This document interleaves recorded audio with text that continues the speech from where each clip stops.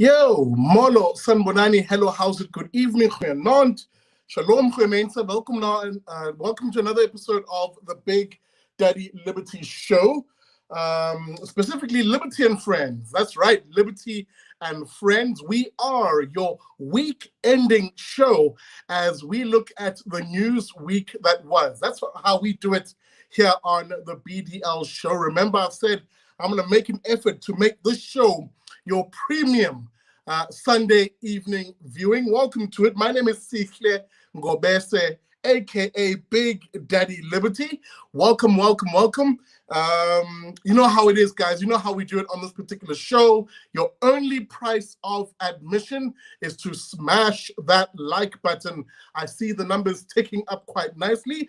Whether you're watching on the simulcast on Twitter, Facebook, or YouTube, welcome to it. Hope you have a warm or even a hot drink because it is a cold night here in Cape Town. Welcome to it. This is Liberty and Friends. Hit that like button. It is the only price of admission, as I always joke and I say, every time you hit that like button, a kid is fed in Africa. That's right. I don't specify who the kid is. It could be me. So hit that like button. Welcome to it, Liberty and Friends. Remember, on the show, there's a revolving panel of expert voices, guys who provide opinion, analysis, and insight on what made the top headlines in the week. If you're new to this channel, please consider subscribing, of course, on YouTube. And don't be afraid to hit that join button on Facebook and on Twitter. Sorry, so many platforms, so little time. Welcome to it. This is Liberty and Friends. Quick housekeeping rules to the moderators. You know how we do it, guys. Keep it classy, keep it clean. Anybody who's derailing the conversation, please time them out, because we do not have time for that. Let's keep on topic, people, especially as this show is interactive. So your questions and your comments will be put up on screen. Trust me, tonight, you do not want to miss anything, because tonight on Liberty and Friends, I'm going to bring the friends on, so to speak. First on my little control panel here is a chap who, in the descriptor, I call him a writer and researcher, but he's much more than that. He's someone who you'll find his writing on The Rational Standard and various other publications. I'm talking, of course, about my Globetrotter. Last time we spoke, this homie was in Iran, if I'm not mistaken, quite close to where to one of the topics we'll discuss tonight. I'm talking, of course, about Hugo Kruger. Hugo, good evening, and welcome to Liberty and Friends. Thank you, Sihle. I am tonight from the apartheid state of France. Oh, we're about to get into that.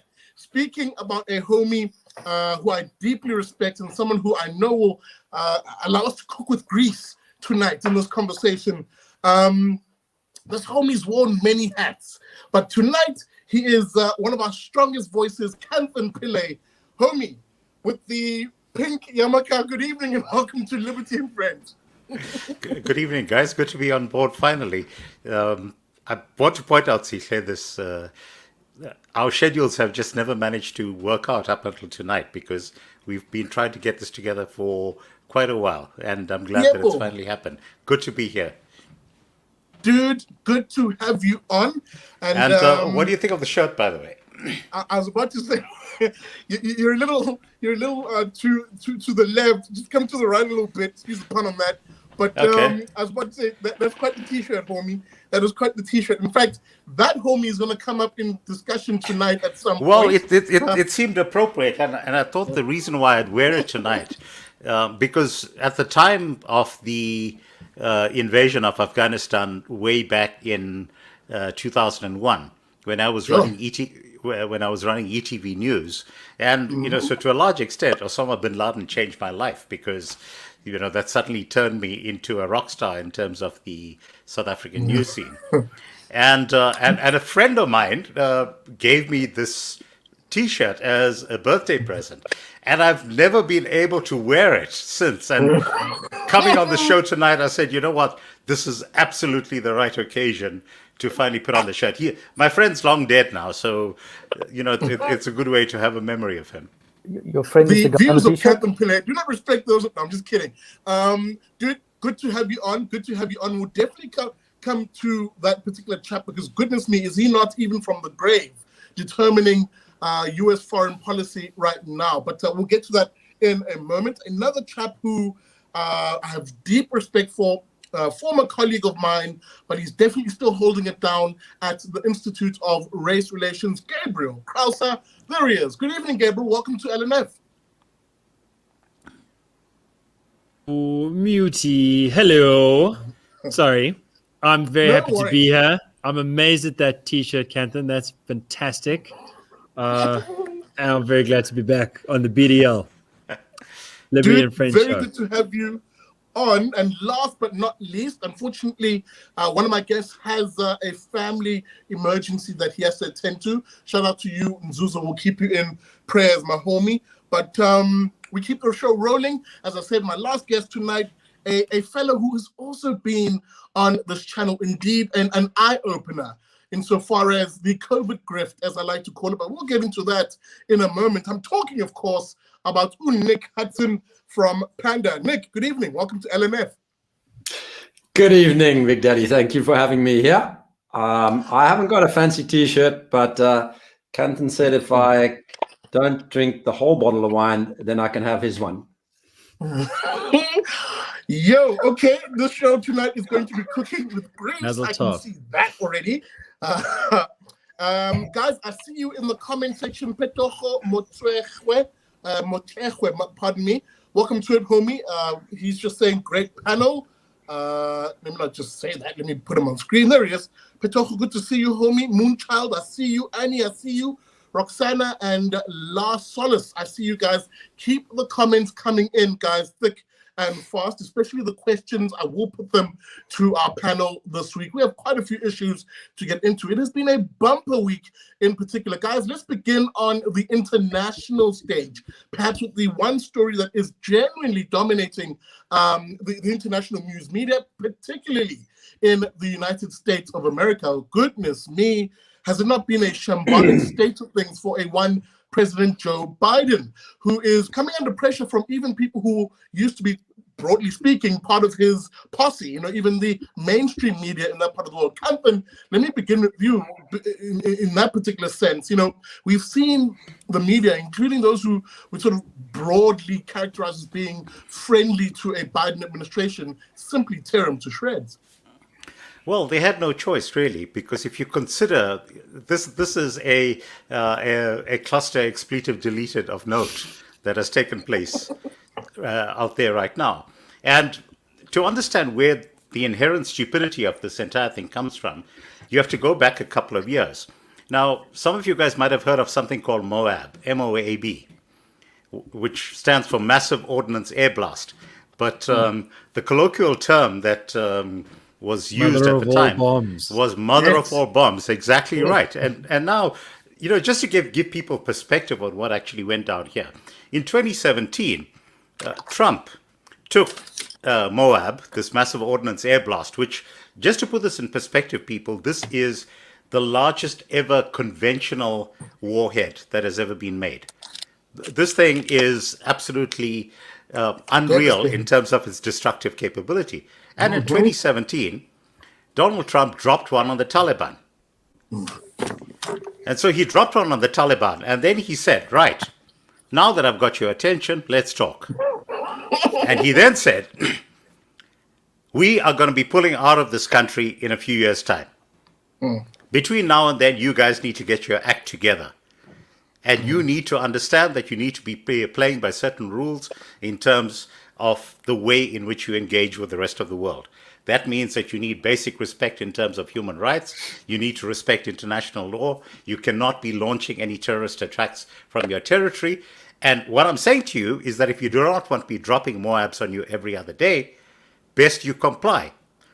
And what did the Taliban say? They said, ya bas, effectively. And they went to the drawing board, and Trump put in place a very effective time frame that was meant to expire by May of this year, which would mean that by that stage, the American troops would have pulled out, but everyone, all of the other American support personnel and everyone else would have left the country by that stage. Along comes Joe Biden, and what does Joe Biden do? He says, we are going to have a symbolic withdrawal on the 20th anniversary of 9/11. And what do the Taliban say? All right. So you've given us a few months. And they basically went around the country and they said to all of these guys, look, the US is pulling out and best you sign up with us now. And by the way, here's some money for you on the side. And so suddenly what happens? We have this absolute unmitigated disaster that happens last week and which is still ongoing. I mean, those scenes that we are seeing from Kabul airport are happening all the time. And there is no sense right now in terms of what Joe Biden is doing. He's somewhere in Camp David, or has he come back from there? I'm not sure. He's last month he gave a conference where he said, you are never going to see a situation where there are going to be helicopters on the roof of the U.S. Embassy in Kabul in exactly the same way as went down in Vietnam all those years ago. And guess what? That's exactly what happens. So that's the scenario that we have right now. And it gets even scarier, Kanthan. In fact, let me move it to Hugo for a moment, actually, because I want to get your view on this. Because you literally, I don't know if I should shout you out in this way, but let me just say you've got a close relative who is from that sort of part of the world, not Afghanistan per se, but the broadly speaking. Yeah, look, I've got friends from Afghanistan. Let's put it that way. Who studied with me. First of all, I disagree completely with what Kanthan just said. I think what Joe Biden did was amazing. Okay, right. He showed balls to withdraw out of Afghanistan, which all presidents prior did not do. Not even Donald Trump could manage to get them out of Afghanistan. Biden did it. Yes, it is the fall of Saigon. I completely agree with that. Messy way to get out of it. But let's not forget, this war was based on a lie. Okay, George Bush lied them into Afghanistan. And he got them into an unwinnable war $2 trillion later. And guess what? There's no peace and democracy in that region. And there's a very obvious reason for that. It's not the Taliban. Okay, the reason is simple. Afghanistan's problems has always been tribal. You cannot try and impose democracy and have this grand narrative onto a foreign population that has got no history of democracy. Okay, they don't care about it. There are some villages in Afghanistan where the American soldiers go in, and guess what? The people think they're Russians because they haven't stopped fighting the Russians anymore. So this was a completely stupid, unwinnable war from the beginning. If I was Americans, I would say, cut my losses, get out of there. We should never have gone into it. It was a crime to go in the first place. We were lied into it. Please, let's leave that region in the world. Afghanistan, now it's Iran's problem. Now it's Pakistan's problem. They're not even going to be able to solve it. Just leave. That's what they should have done from the beginning. So good luck. Biden showed some balls in sticking to his guns. And yes, I agree it was a catastrophe the way they left. But you know what? They kind of deserved it because it was unwinnable from the beginning. Well, let me push back on you, Hugo, because I think we're slightly talking across purposes. I'll come to you, Gabriel, after this comment. I think that there is a grain of truth insofar as the reasoning for entering Afghanistan is dubious, questionable, of course. I would subscribe to that view also. But it doesn't change the fact that the Americans are there. And they have a responsibility, therefore, to those who, they've camped in a country for 20 years. Again, I'm not prosecuting the issue of whether they should or shouldn't have been there. That's not what I'm prosecuting here. It's the fact that insofar as dealing with the facts of a world of a kind that it is, in that world of a kind that it is, the Americans were there, had a massive presence, a massive footprint, and leaving, which I also agree with, should have been done in a much more rational way. For instance, civilians first, equipment later, and I mean bomb the shit.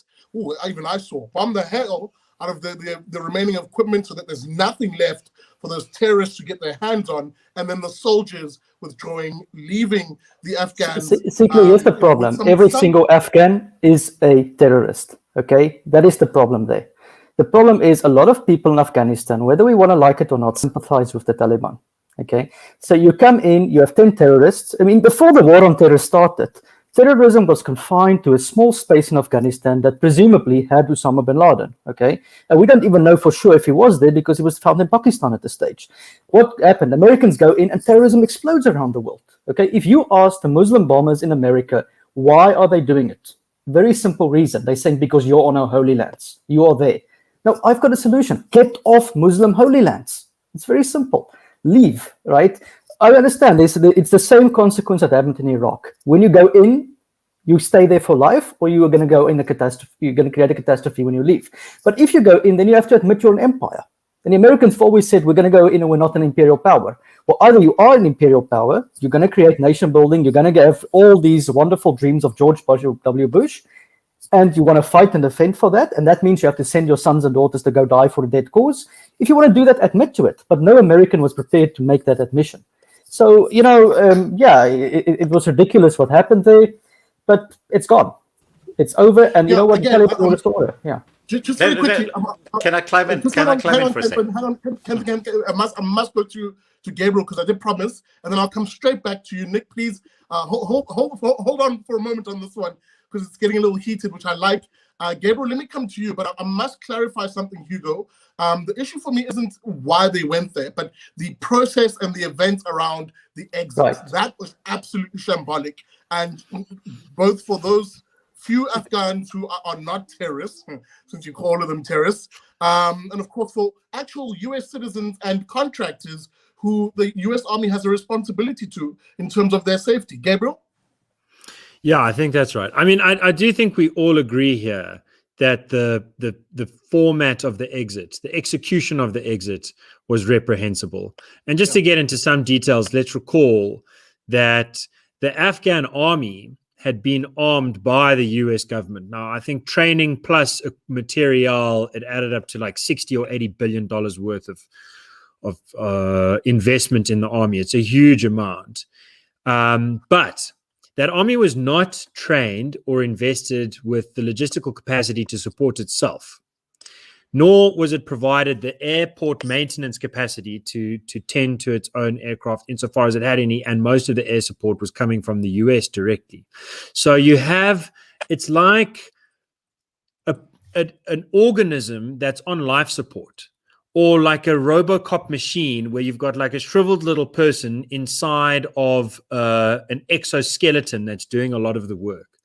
And what the Americans did was withdraw the life support or withdraw the exoskeleton in such a fashion that the standing army was not capacitated to do what it needed to do. Now, the fact that there is resistance to the Taliban is borne out not only by the people desperately clinging to aeroplanes to try and get out of Kabul, not only by the Northern Alliance's armed ability to hold the Taliban back from quarters of Afghanistan.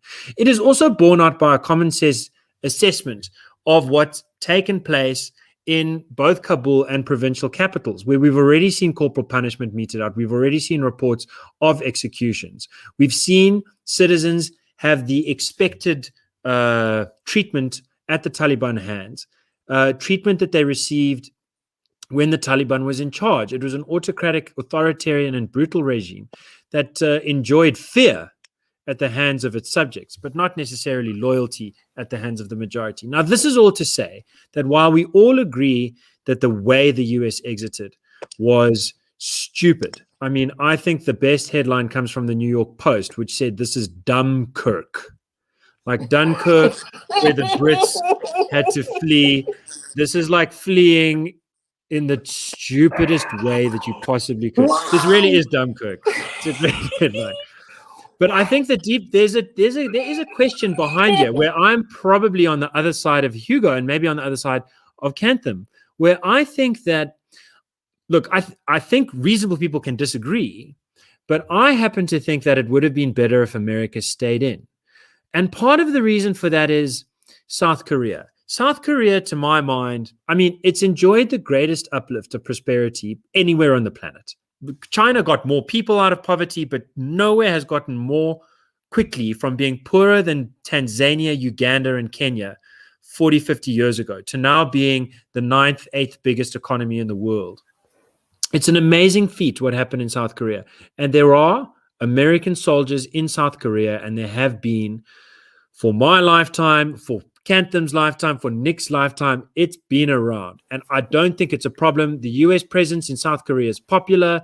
Trump was popular when he said, bing, bang, I'm going to shoot you down, Mr. Kim Jong-un. Democratic presidents are popular there too. It's not a partisan thing. It's not a policy thing. It's just an alliance. It's a classic alliance against some of the most dangerous forces in the world. And North Korea is one of those. I think Beijing's extremely threatening. And the fact that America has strong alliance partners in South Korea, in Japan, that matters a lot, in Taiwan, Singapore, so on. And likewise in the Middle East, I think that America had a chance. The first, after Charlie Wilson's war, so to speak, America funded the Taliban, funded rebellious organizations into resisting Soviet occupation. There comes the second graveyard of empire story. But after that, what was the call from the American sponsor within Congress? He said, let's build a school. Let's build a road. Let's give the Afghanis some reason to say, thank you, America. You didn't just help us beat the atheists. You've also given us a leg up to build on prosperity, to build the kind of preconditions that make human rights make sense. And that didn't happen. America pulled out in a disastrous way back then. And I think that their pullout this time is similarly disastrous. I think that looking at Rory Stewart, I think is a British ex-member of parliament who runs a charity in Afghanistan. He said that the Afghanistan that he knew from 2019, 2020, from back in the day, from the mid-2000s until then, real progress had been made. Girls were going to school. Women were occupying positions of influence. There were journalists actually reporting on the facts. Things were not as good as in South Africa, but they were way better than they had been as long as the Americans were there.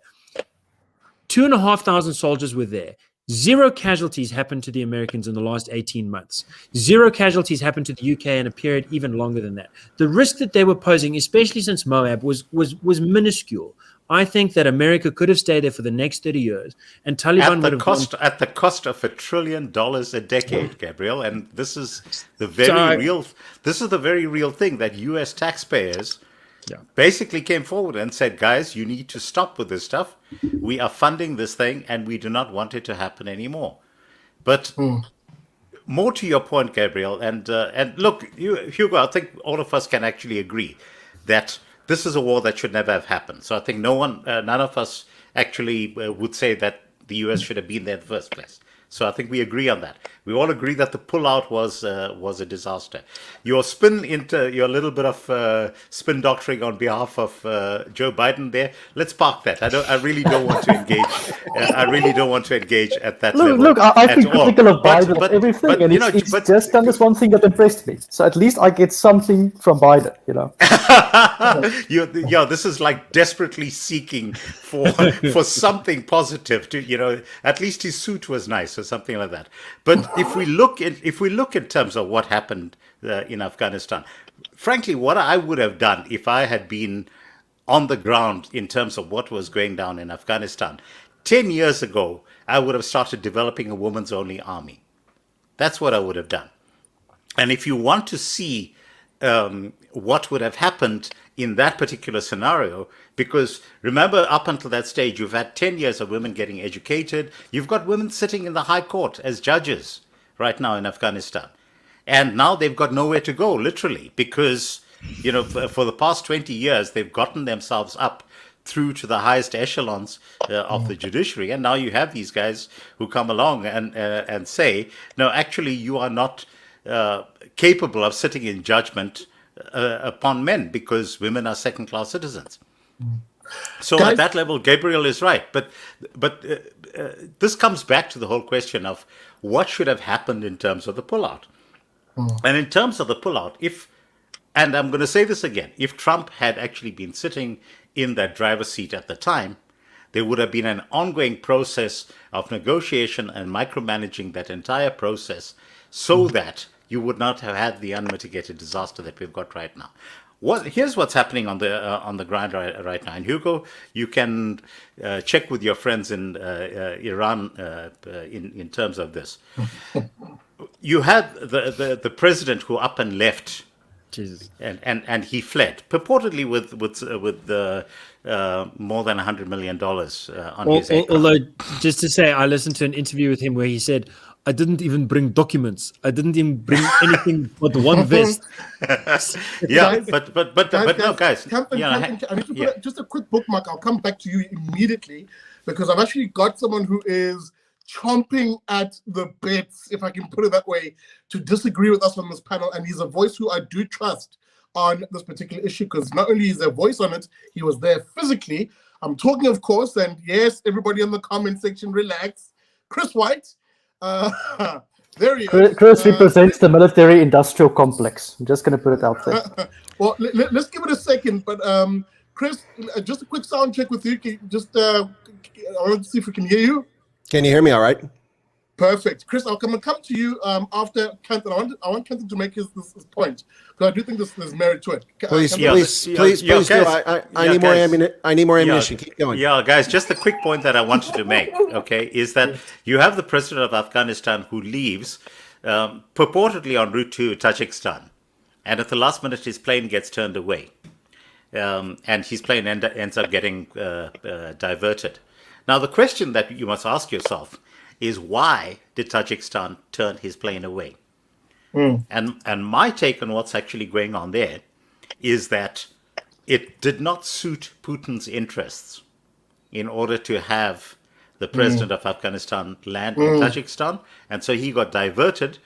And my read on what's happening there right now is if you look at Amrullah Saleh, who is now in terms of the constitution of Afghanistan set up in 2004, he is now the president of Afghanistan because the constitution of Afghanistan says that if the president dies or steps down, then the vice president becomes president. And Amrullah Saleh is now effectively the legal president of Afghanistan because remember the Taliban has not yet been recognized as a government.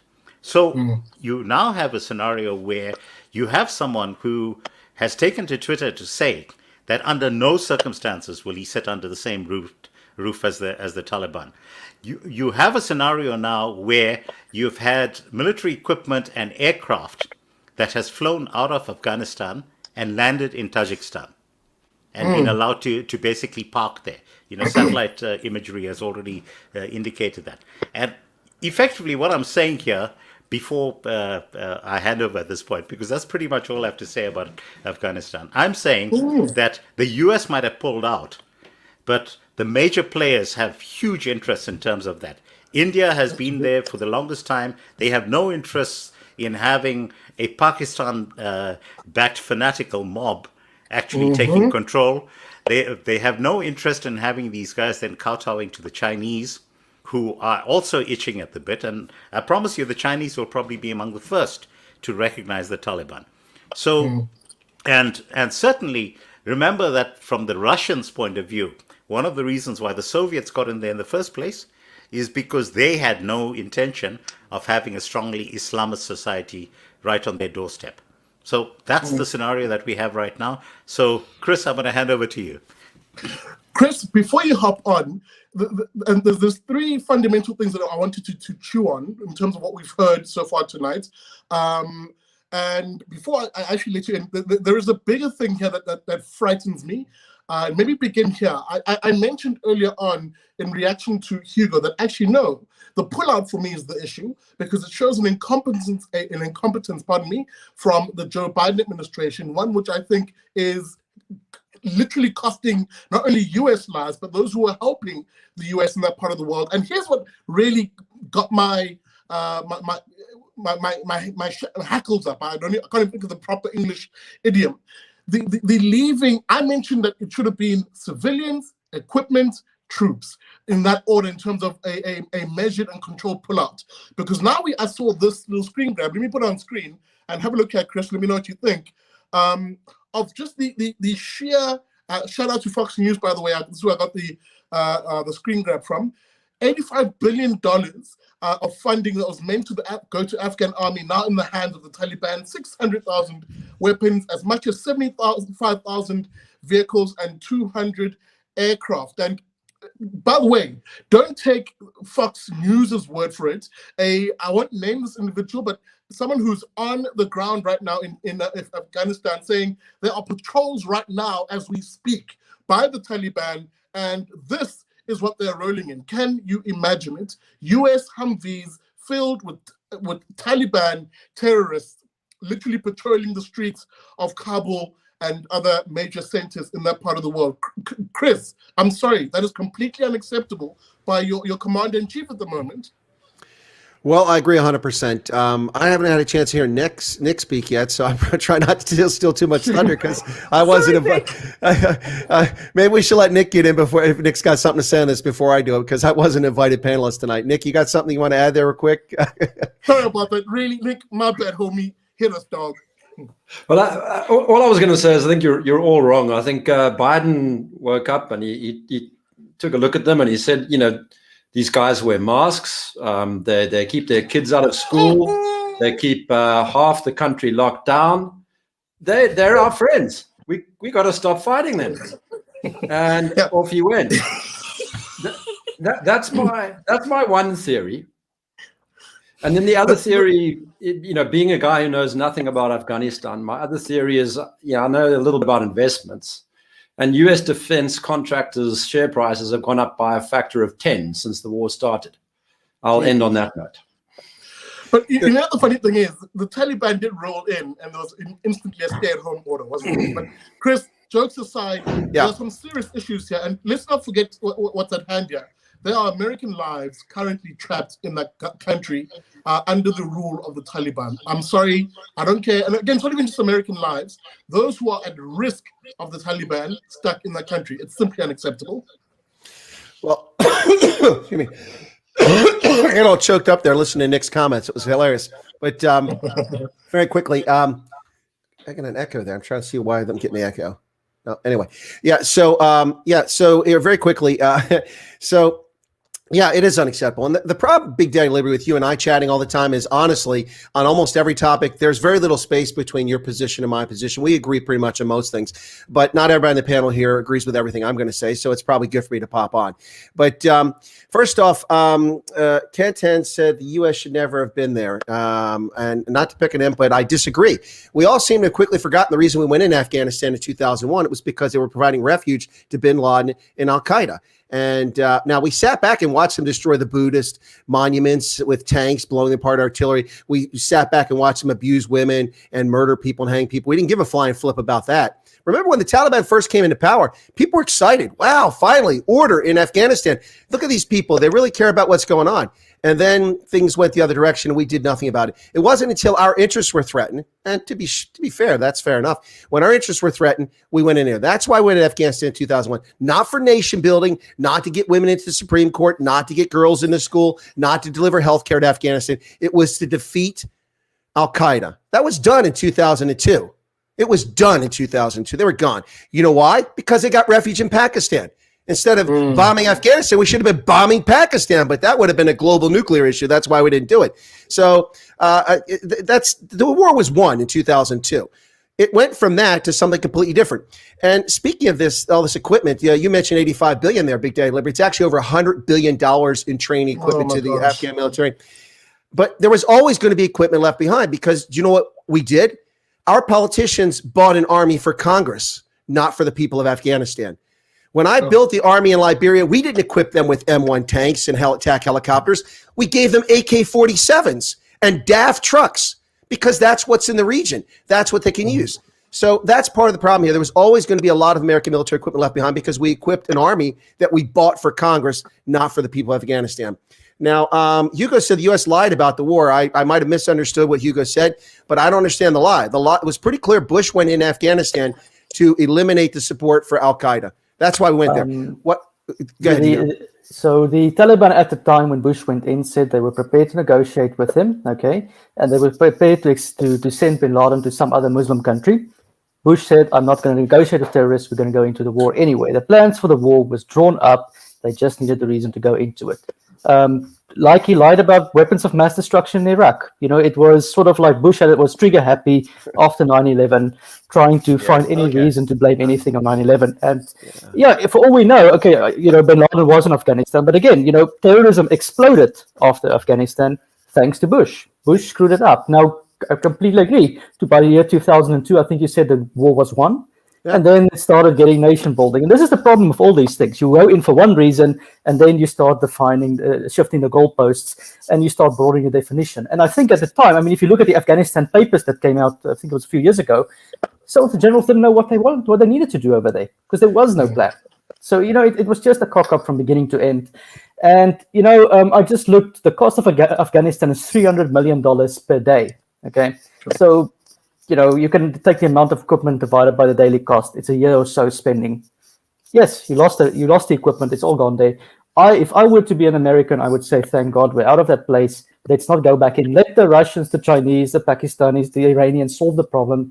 They can't even solve their own problems, and it's their problem now. The only thing you gave them, and also another reason why I'm glad you're out, is because there's lithium in Afghanistan. You needed to create batteries, and I believe those things are utterly crazy. You don't need them. So it makes me happy that the greedies cannot even get their way either. Yeah, there's the 10 largest lithium mines in the world. Not a single one is located in Afghanistan. 5 of them are in Western Australia. One's in the U.S. Anyway, so yeah, I've heard about resources and rare earth elements, and that's all nonsense. The Soviets didn't invade for rare earth elements. We didn't invade for rare earth elements. We didn't invade Iraq for oil. That's bullshit too. There's not a single American oil company that's operating in Iraq and has been since the conflict. We liberated that country. We ended that regime, and we poured trillions of dollars in there and got nothing back out of it. While people on the left ran around telling me, "Oh, you did it for oil." It's such a complete misunderstanding. Not you, Hugo, but such a complete misunderstanding of the world when those topics are brought up. It's really, really frustrating. And by the way, Hugo, when it comes to why the Bush administration in, the problem with this narrative is I was there. I was in those chambers. I was in those meetings at the highest levels of government, working for the National Security Agency when this went down. There was no plan to invade Afghanistan. There's always a plan for every country in the freaking world. We had a plan to invade South Africa. You want to know about it? I'll tell you all about it. We're not going to do it because it's not worth our time. And it wouldn't be difficult. You'd need like 3 people. To be fair, Greg, but we could do it in a weekend. That's true. You just need the taxi industry to agree to transport your troops and you're sorted. That's what I was thinking. Guys, look, just a little bit of housekeeping rules. If you're joining us on the show, it is getting rather heated in here, just the way I like it. Hit that like button, guys. The engagement is nowhere near where it should be. There's about 440 of us plus, and it's growing, but only 90 likes, guys. Get my likes up. I want that 50% engagement, nothing less. You're watching Liberty and Friends. A quick recap as to who is in conversation tonight. Hugo Kruger, good homie who writes for The Rational Standard and an independent researcher. He's going to become even more vocal when we get to the COVID issue in a moment. Kanthan Pillay, a guy who's worn many hats, as I said at the beginning of the show, but really a trusted political voice for analysis. Gabriel Crouse from the Institute of Race Relations. Or Nick Hudson from PANDA. Shout out to Nick. Sorry, man, for keeping you in the back of this conversation. And of course, he's just hopped on. The Colonel retired himself for Chris White from the Chris White Africa show. Guys, I'm going to give us another just 10 minutes or so. Actually less, 5 minutes or so on this topic, because there's one more element that I just want us to chat about. We all saw those scenes. I think Kanthan was right to raise them. Pardon me, and also Gabriel. We also those very desperate scenes of Afghani citizens who are saying, you know what, we would rather risk clinging onto a C17. 17.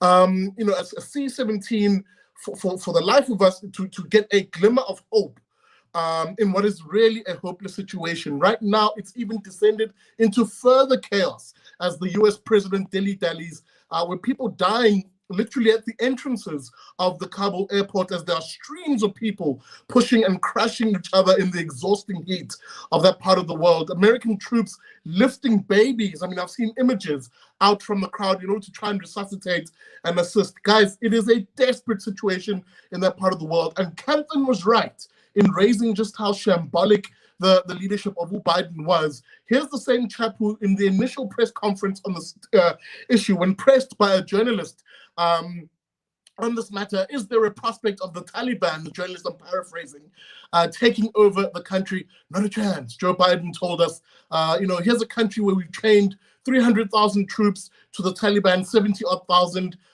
He was unequivocal in that statement. And then we had those scenes, as Kanthan rightly explained. But now situation, pardon me, and this is what I want to get to, where it's descending into further chaos, where scenes and reports and even videos, unfortunately, of the Taliban now going street to street, seeking retribution, finding people who used to be employees of the Afghan government or who maybe worked for with and for the US, shooting them like dogs in the street.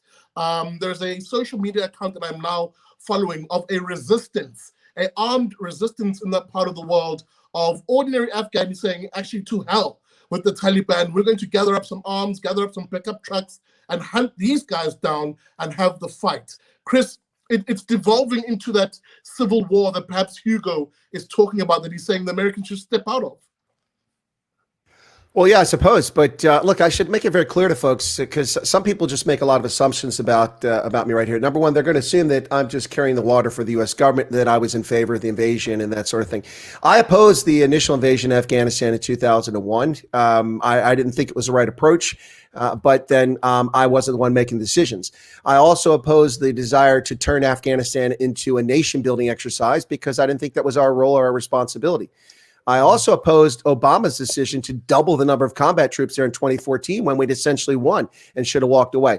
I did not oppose Trump's decision, not because I voted for Trump, but Trump was trying to make progress, and I thought he made good progress. See, the 2,500 troops that people keep talking about, our 2,500 troops, weren't combat troops. Gabriel was onto something. He started explaining that, and I think we got cut there. But they weren't combat troops. They were security assistance troops. They were training security forces. And there's nothing wrong with them staying there for 30 or 50 years. We're still in South Korea. We're still in Okinawa. We're still in Germany, Italy, Spain, UK, the Netherlands. We have troops still, 70 years after World War II. So there's nothing wrong with that. That can work. But what we have here is a situation where people clearly didn't care. It was clearly about getting the goalpost, notching a victory on his belt, going, look, I got us out of the conflict. A conflict that Joe Biden has spent 17 years deeply enmeshed in. 8 years as a senator, 8 years as a vice president, and almost a year as president now. He is as guilty as anybody on the planet for what's happened there. Even as bad as George Bush and Barack Obama, he played his role in this. So it's frustrating. But it is embarrassing. I think I've gotten away from your point here. I just want to make sure people understand where I'm coming from and not think I'm just carrying the water here. But it is beyond embarrassing and beyond heartbreaking to watch what's happening. I try to put myself in the shoes. If I was on the ground in Afghanistan, I would have been gathering what units were reliable and hadn't surrendered, even though they've been betrayed by local governors and mayors of towns. And I would have been forced mustering these forces, retreating, taking our resources, getting back to form an army to fight this Taliban, even if the Americans said foot sec. Piss off on the Americans. We're going to have to deal with this. That's what I would have done. A number of pilots flew to Tajikistan and to neighboring states and took their aircraft there. But a lot of stuff was simply left. It's just what's happening is beyond reprehensible. And Biden is not only uncaring. You see him interviewed. He's like, well, but sir, people were falling off C-17s. That was 4 or 5 days ago. They're still freaking dead. They're still dead, you moron. That's like Hillary Clinton. People died. What does it matter? It matters because you leftist scumbags destroy the world at every opportunity. Every chance you get, you destroy lives. I'm sick of this nonsense. Why do people vote for the ANC, the EFF, the Labor Party, the Democrats, the SPD? These scumbags destroy everything in the interest of everybody being equal. People aren't equal. Get over it. That's the nature of life. Viruses are RNA. Little instructions. They attack. They win. Sometimes they lose. Sometimes we win. It's a competition. Life is a game. It's a real game. It's a blood sport. Get over it, you leftist, softy, Teletubby, red beret wearing Teletubbies. Okay, I'm done. I just want to say one last thing on this point, guys, because I think we still need to get to the COVID part of this section. But what I do want to say is that if you look in terms of all of the people right now who are actually counting on the US to be that bulwark against everything that wants to actually pull them down. So I'm talking in terms Taiwan. of Israel. I'm talking in terms of Taiwan. I'm talking in terms of South Korea.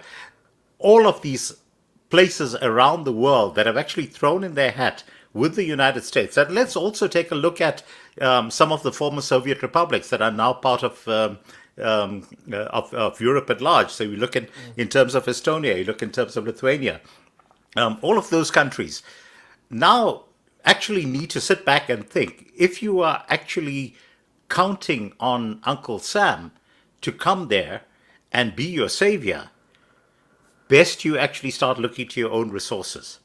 Because the way this administration is going right now, they will not be there for you.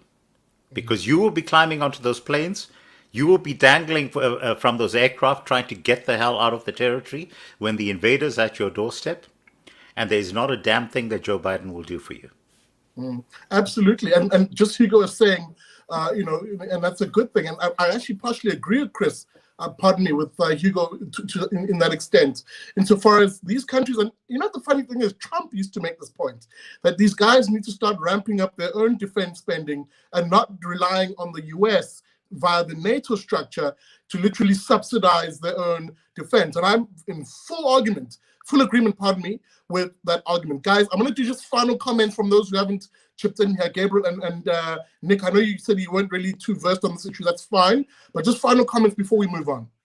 Gabriel? I'll kick it off just by saying that was potent from Colonel Wyatt. Shout out to Chris. Yeah, dude. I think from the money perspective, which Kanthan brought up, what's tricky there is that the US is, on my reading, and I'm not going to get into the details of why I think this, but I think that the dollar, the US bond market, the US securities market, the stock exchange, I think the US is in the middle of the world's largest bubble.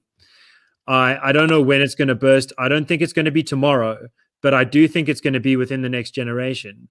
And if America is as vulnerable fiscally and monetarily as I think it is, even the best administration that you could imagine finding in DC is not going to be able to project the kind of hard and soft power that America is currently able to project. So at the moment, it's like you've got an amazing ship, just like the world's best ship, with like a crappy pirate captain running the ship.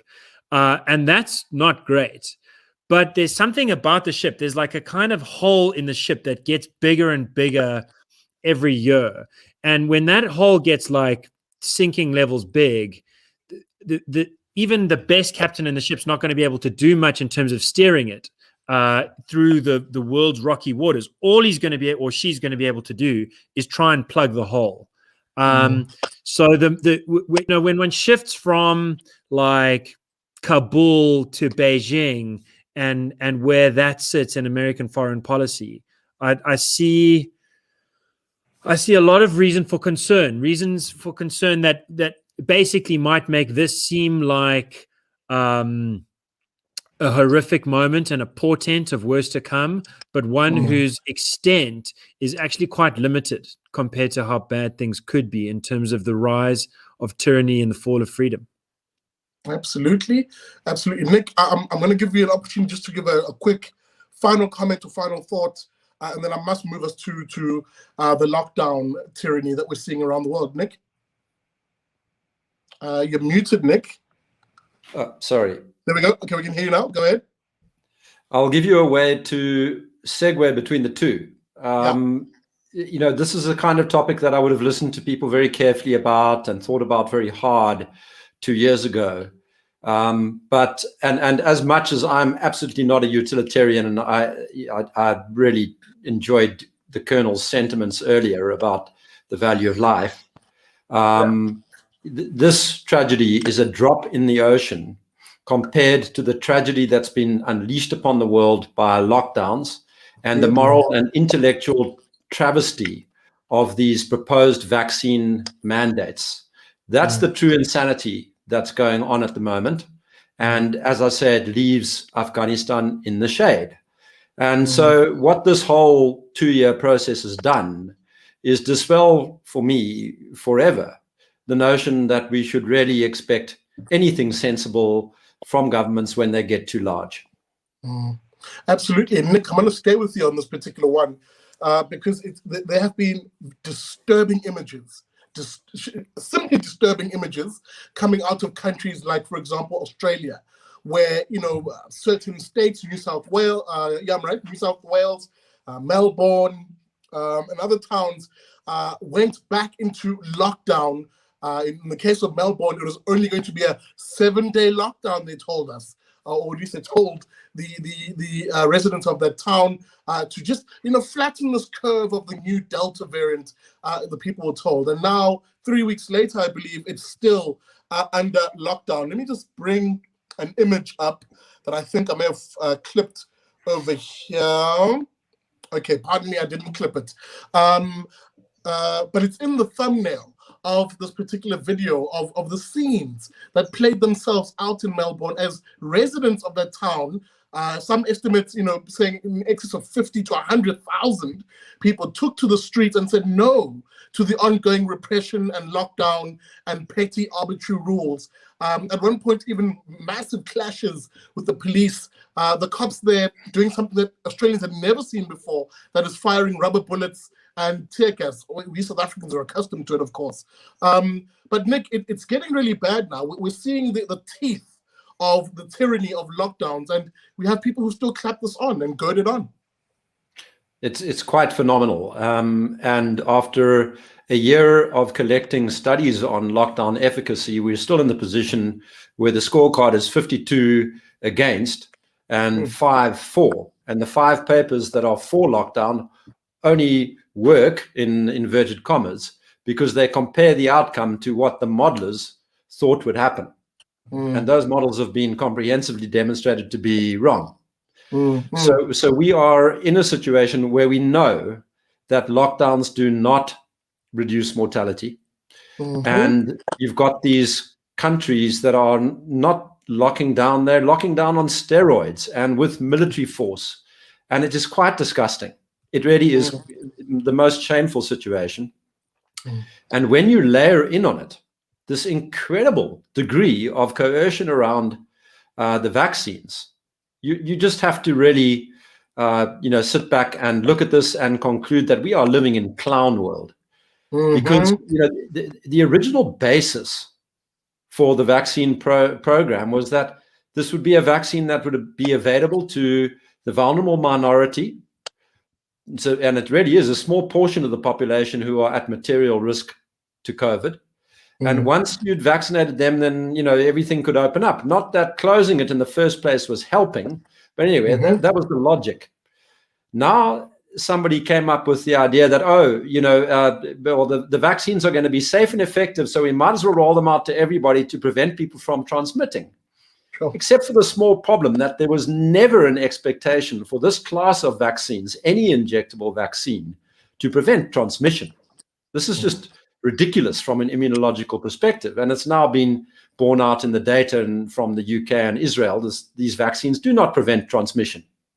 Yet still, countries like Canada, with the Kim Kardashian of politics, Justin Trudeau, running around trying to force inject every single person in the country under peril of a massive curtailment of human rights.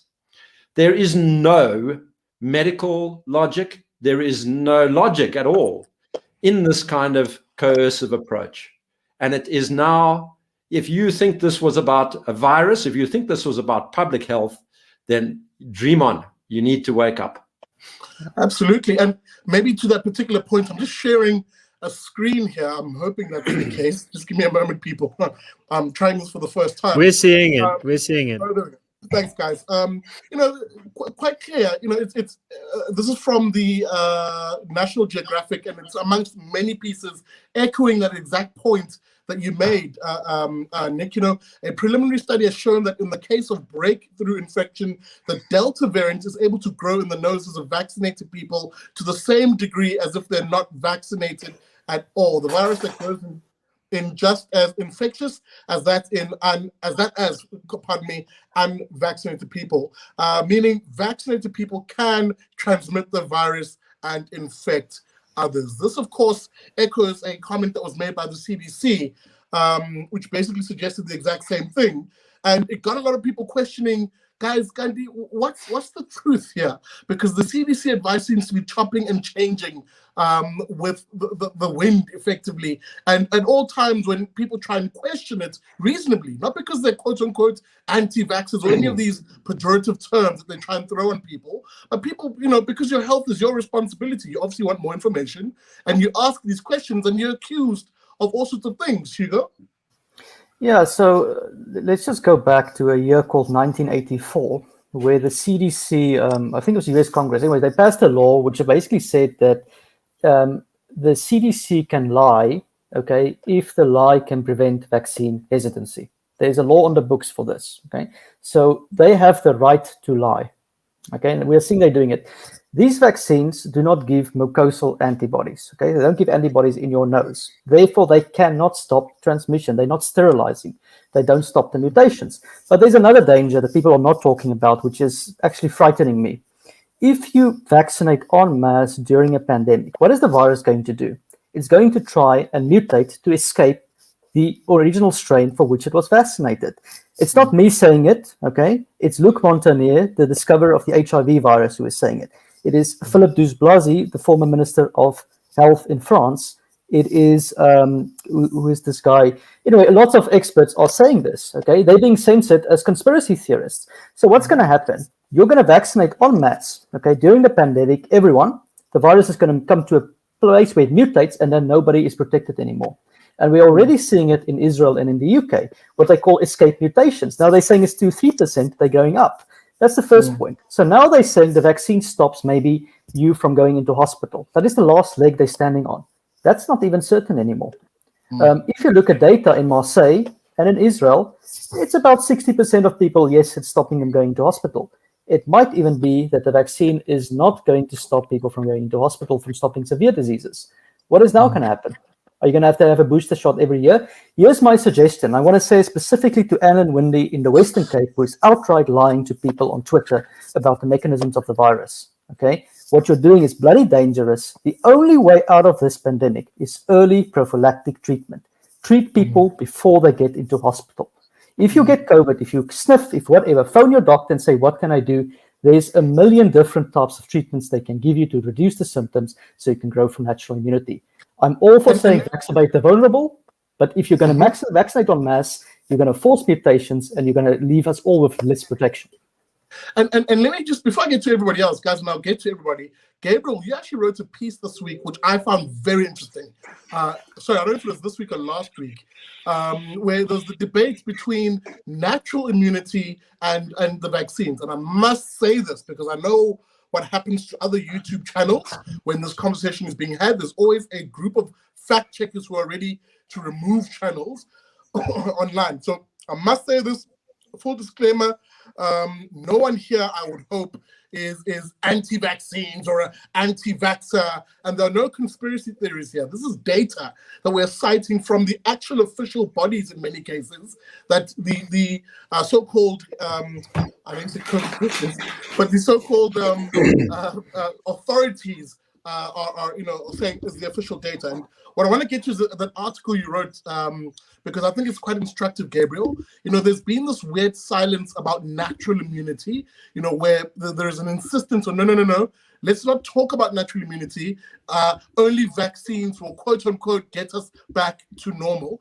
But that's funny because we're told at the same time, now I'll let you chime in here, Gabriel. We're told at the same time, but that herd immunity, the president to speak said, no, I don't like herd immunity. Let's rather call it population immunity. Herd immunity is between 80 and 90%, they told us. Here's an interesting headline I saw. This was from Discovery, one of South Africa's largest health insurers. Just pardon me, guys, give me a second to just run this via the program too, and I'll get to you, Gabriel. Because if we're saying the metric, come on, share screen. If we're saying the metric is 80 to 90% of the population having had COVID-19, then by Discovery's own numbers, and Discovery's been a partner to this government in terms of the various interventions. There it is.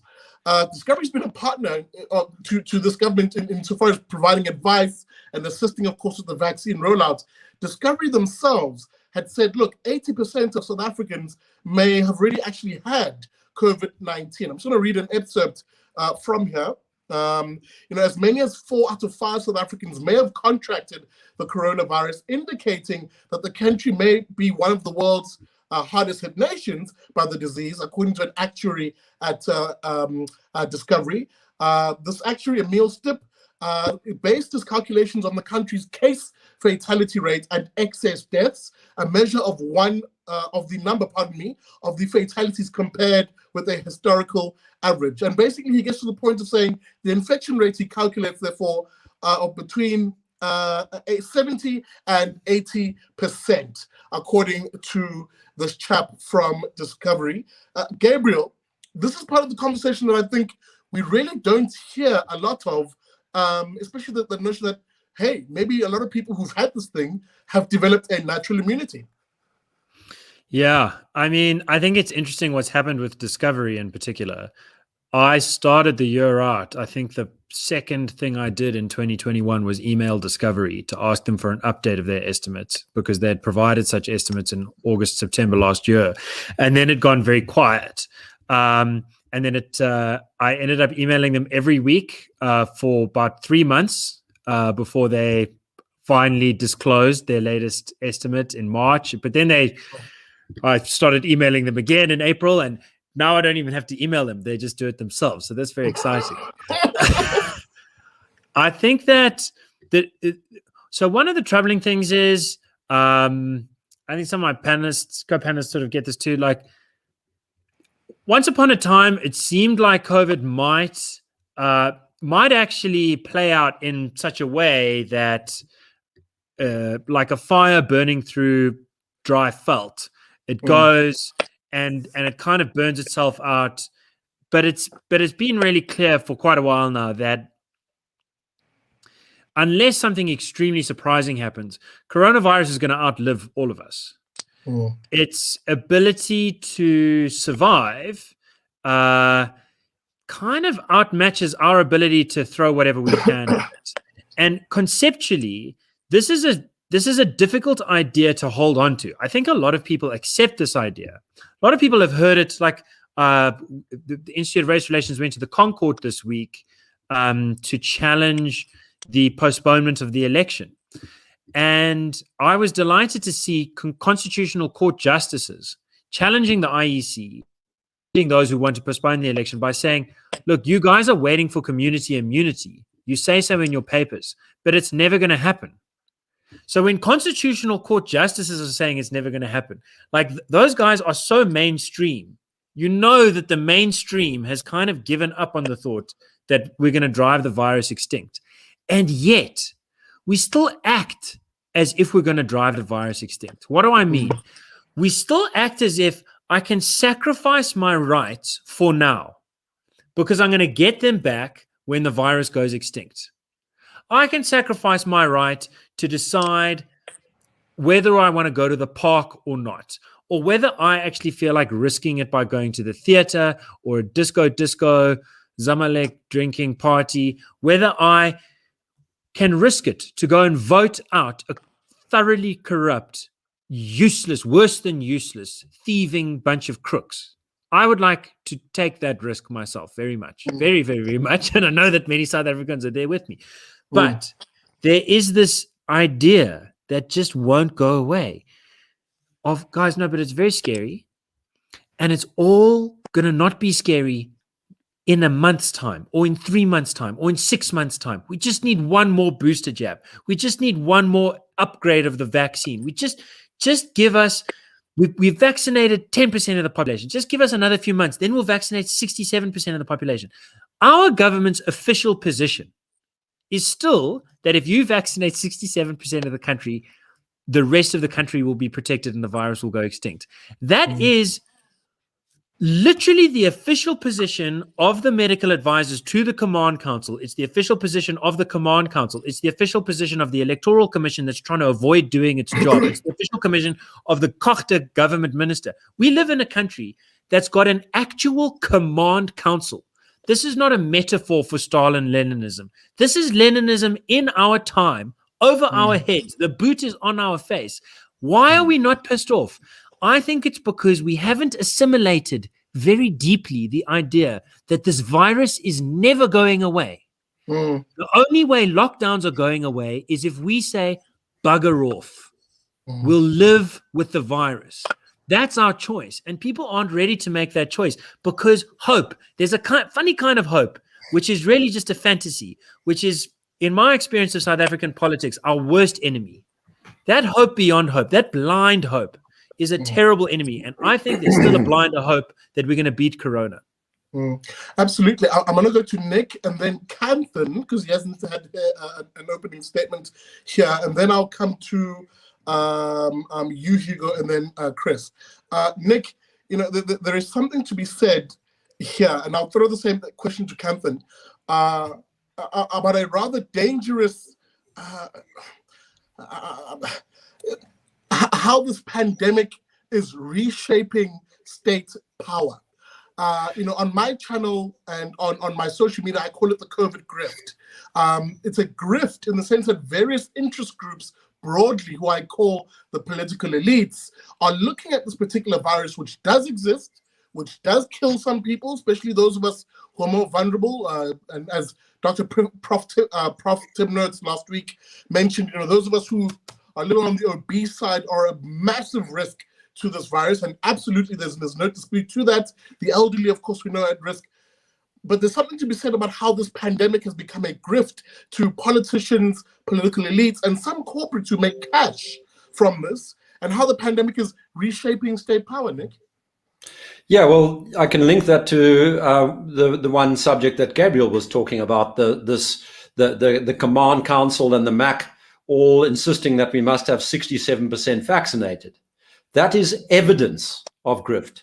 They are ignoring the very substantial portion of the population that is already immune and has better immunity than a vaccine can give you by virtue of prior infection. And that reveals the members of that MAC for what they are. They are on the payroll of the vaccine stakeholders, all of them. They are dirty as can be. And we should run these people out of town like we ran the Guptas out of town. It is inexcusable. Every single one of their institutions is funded by these vaccine stakeholders. They get their grant money and their cushy apartments in New York, like Professor Karim. It's disgusting. And we need these guys out. And you're absolutely right. The society has to say, no, we draw the line. You have lost your minds. And you started this by pointing out that Discovery had estimated up to 80% of the population had already had coronavirus infections. Now, we haggle with the number. We don't think it's quite that high. But then why is Discovery launching after this whole thing? And this is where it gets properly creepy. Discovery's a proud partner of the WEF. They're on board with the narrative from the get-go. They've done nothing but suck up to the government. And we need to see it for what it is. All of these people who are promoting this narrative of vaccinating recovered people and young people and a jab in every arm and trying to work around the fact that there have been no toxicology studies, no pharmacokinetic studies, no pharmacodynamic studies, and they want to inject pregnant women who are, broadly speaking, at very low risk. This is absolute craziness. And these people are guilty of public health and medical malpractice, and we need to see the back of them. Guys, I'm going to move us to Kanthan, and then, as I said, Hugo, and then Chris, and then I must move us on to the next topic. Kanthan, before you chime in, please, just give me a moment. It's just past 9 o'clock, 10 minutes past 9. If you're just watching us, welcome to it. This is Liberty and Friends. We're wrapping up the news week, and we're looking at the COVID-19 pandemic, just charting where it is at the moment, and specifically, and really my particular focus is on the lockdowns, the continuing insistence on using this blunt tool, which is, as we can now see in parts of the world, anti-liberty, anti-life, anti-property, and of course, anti just a functioning society. It's becoming a form of tyranny in of itself. Kanthan, I must come to you. you've heard the conversation on here, and even as I listen to it, we now live in a time where just the freedom to speak about this issue would literally risk this channel being banned. And I say this because there's been a frightening energy behind stifling any voice that just questions. And again, no one here is entertaining quote unquote conspiracy theories or men in green hats are the reason behind this virus and blah blah blah. Of course, no one is saying that here.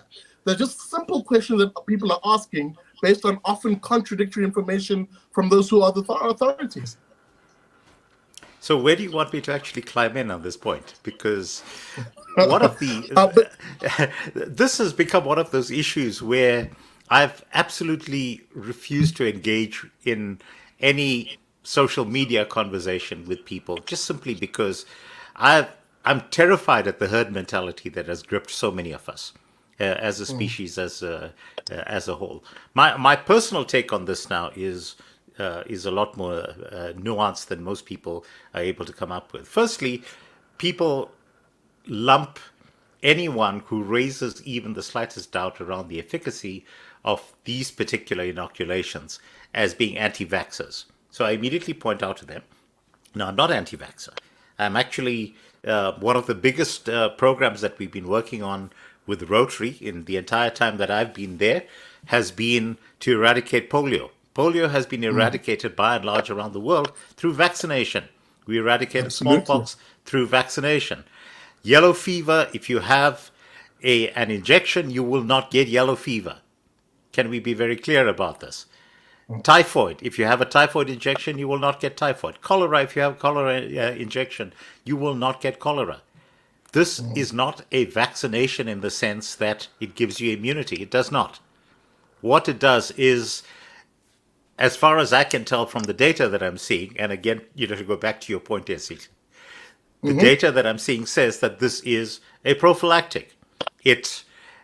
If you do end up getting the virus, the chances of your dying from the virus are reduced, not eliminated. So it doesn't stop you getting the virus and so forth. You cannot have that nuanced conversation with people. If you try and explain to people, yes, the fact that you are vaccinated does not mean that you are not going to transmit it to other people. And immediately it's like blank. No, that's a conspiracy theory. People are utterly nuts about this type of thing. Now, and again, so now this is the question of nuance. So I ended up getting vaccinated. Now, why did I end up getting vaccinated? Because I travel a lot.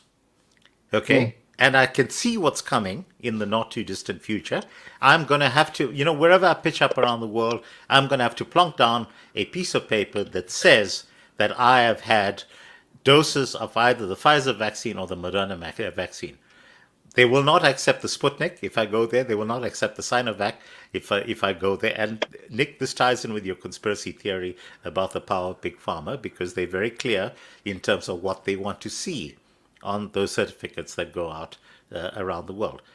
So I've ended up taking the vaccination, not on the basis that I believe that it's going to give me immunity, because I already know that from my particular profile, in terms of my body mass index, my absence of comorbidities, all of those things, that I'm far less at a risk. I'm still terrified of passing on this bug to my wife, who is asthmatic. Okay, and so the fact that I've been vaccinated doesn't mean that I'm going to change my behavior in terms of avoiding people or places that might potentially cause me to bring it home. But going back to the starting point, yes, this virus is going to be with us. And we need to get to the point where we've actually got herd immunity. And way back when this thing started, Gareth Cliff and I were having this discussion on air, and we said we need to start testing people for antibodies right now so that we can get a sense of who's actually been infected.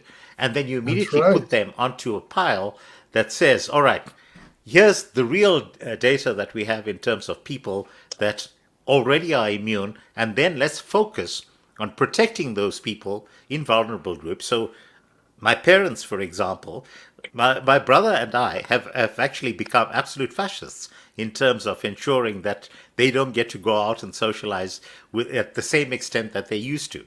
So, we do very controlled stuff in terms of how they get to see their friends. So, no going across to the old age home, for example, because, those are hotbeds of potential infection.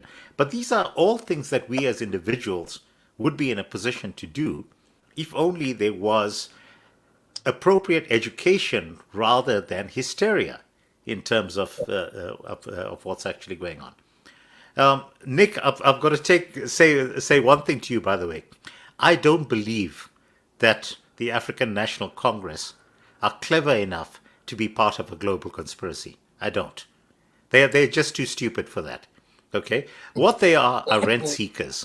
Okay? And they choose every opportunity to actually siphon off cash from those of us who actually pay taxes. So in this particular scenario, the rent seeking comes from the fact that they insist on being gatekeepers of how the vaccines come into the country, because that ensures that they're able to siphon off the cash on the way in. But are they in the pockets of Big Pharma? No, I don't think so at all. I think that they're actually incapable of doing that. Yeah. Kanthan, and just to be clear, there are a couple of things I want to pick up on there. I don't think there's a conspiracy. I think that's actually the most worrying part of all of this. There's a cultural degeneracy and a degree of corruption, and the corruption's not at the level of necessarily of the level of government. It's at the level of our public health institutions and our the people who are determining policy on the MAC. You don't have to look very far. You don't have to scratch very deeply, and you can see the grants and the funding into the SAMRC, the universities, and none of them are able to deviate an inch from the narrative imposed by the companies and private institutions that are funding them. That's not a conspiracy. That's just normal pavement special, corruption. You don't have to go and look for the men in a dark room stroking a white cat and living in a volcano or something. We don't need to look for that.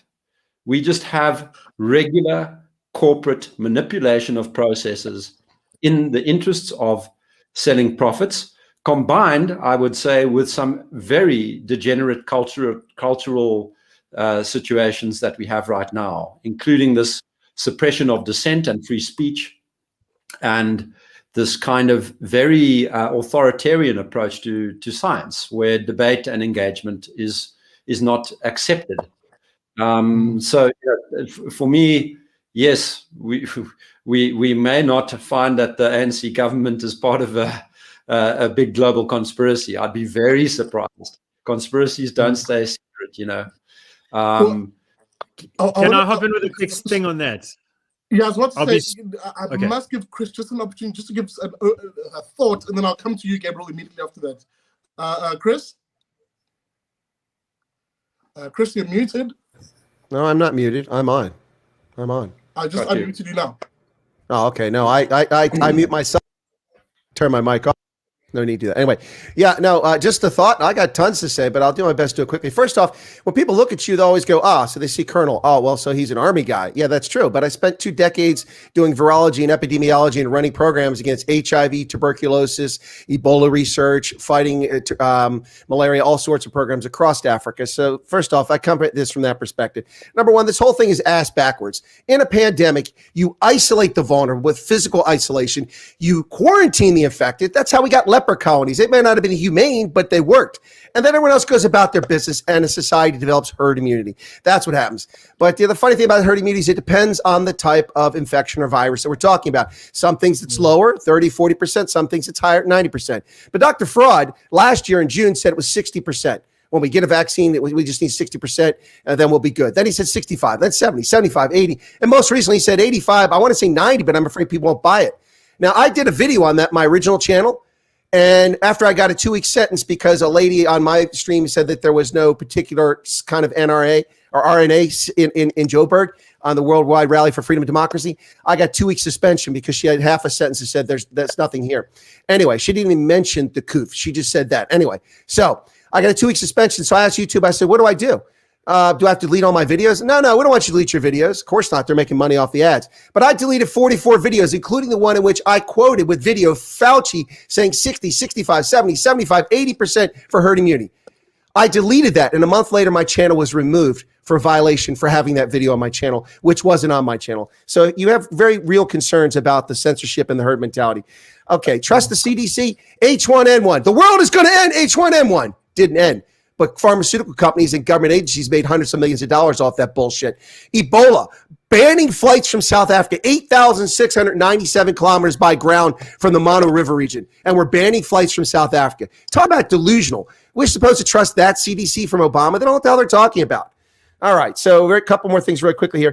As far as wiping things out, Gabriel was spot on earlier. We're never going to wipe things out. I mean, Kanthan kind of talked about smallpox or mentioned polio, neither one of which are wiped out. Smallpox isn't wiped out. We claimed in 1979 there was, with the last person with active smallpox in Somalia who died from it. That's it. It's simply not true. Smallpox sits in a freezer in Atlanta in the CDC and in Russia. And we've dug up bodies in the tundra in Alaska and in Russia. People died a century ago from smallpox, and it's been cultured. So it's not gone. It's still out there. And polio, we nearly wiped it out, but it came back roaring. Now we've got it back under control. So for anybody to think from the outset of this that this virus was going to be wiped out is just delusional. And the approaches as we can wipe it out from the outset have been absolute mass hysteria. You'll never wipe it out. You have to protect the vulnerable. You have to isolate them. You have to quarantine the infected. You have to move about your business. We have destroyed social order, cohesion, economic growth, and political stability across this planet while putting leftists in charge of all of our governments for what? 2 weeks to flatten the curve. What a bunch of bullshit that was. South Africa, 21 days to get the hospitals ready. There are less intensive care beds in South Africa today than there were on March 27th of 2020. Robert posted, what a scam.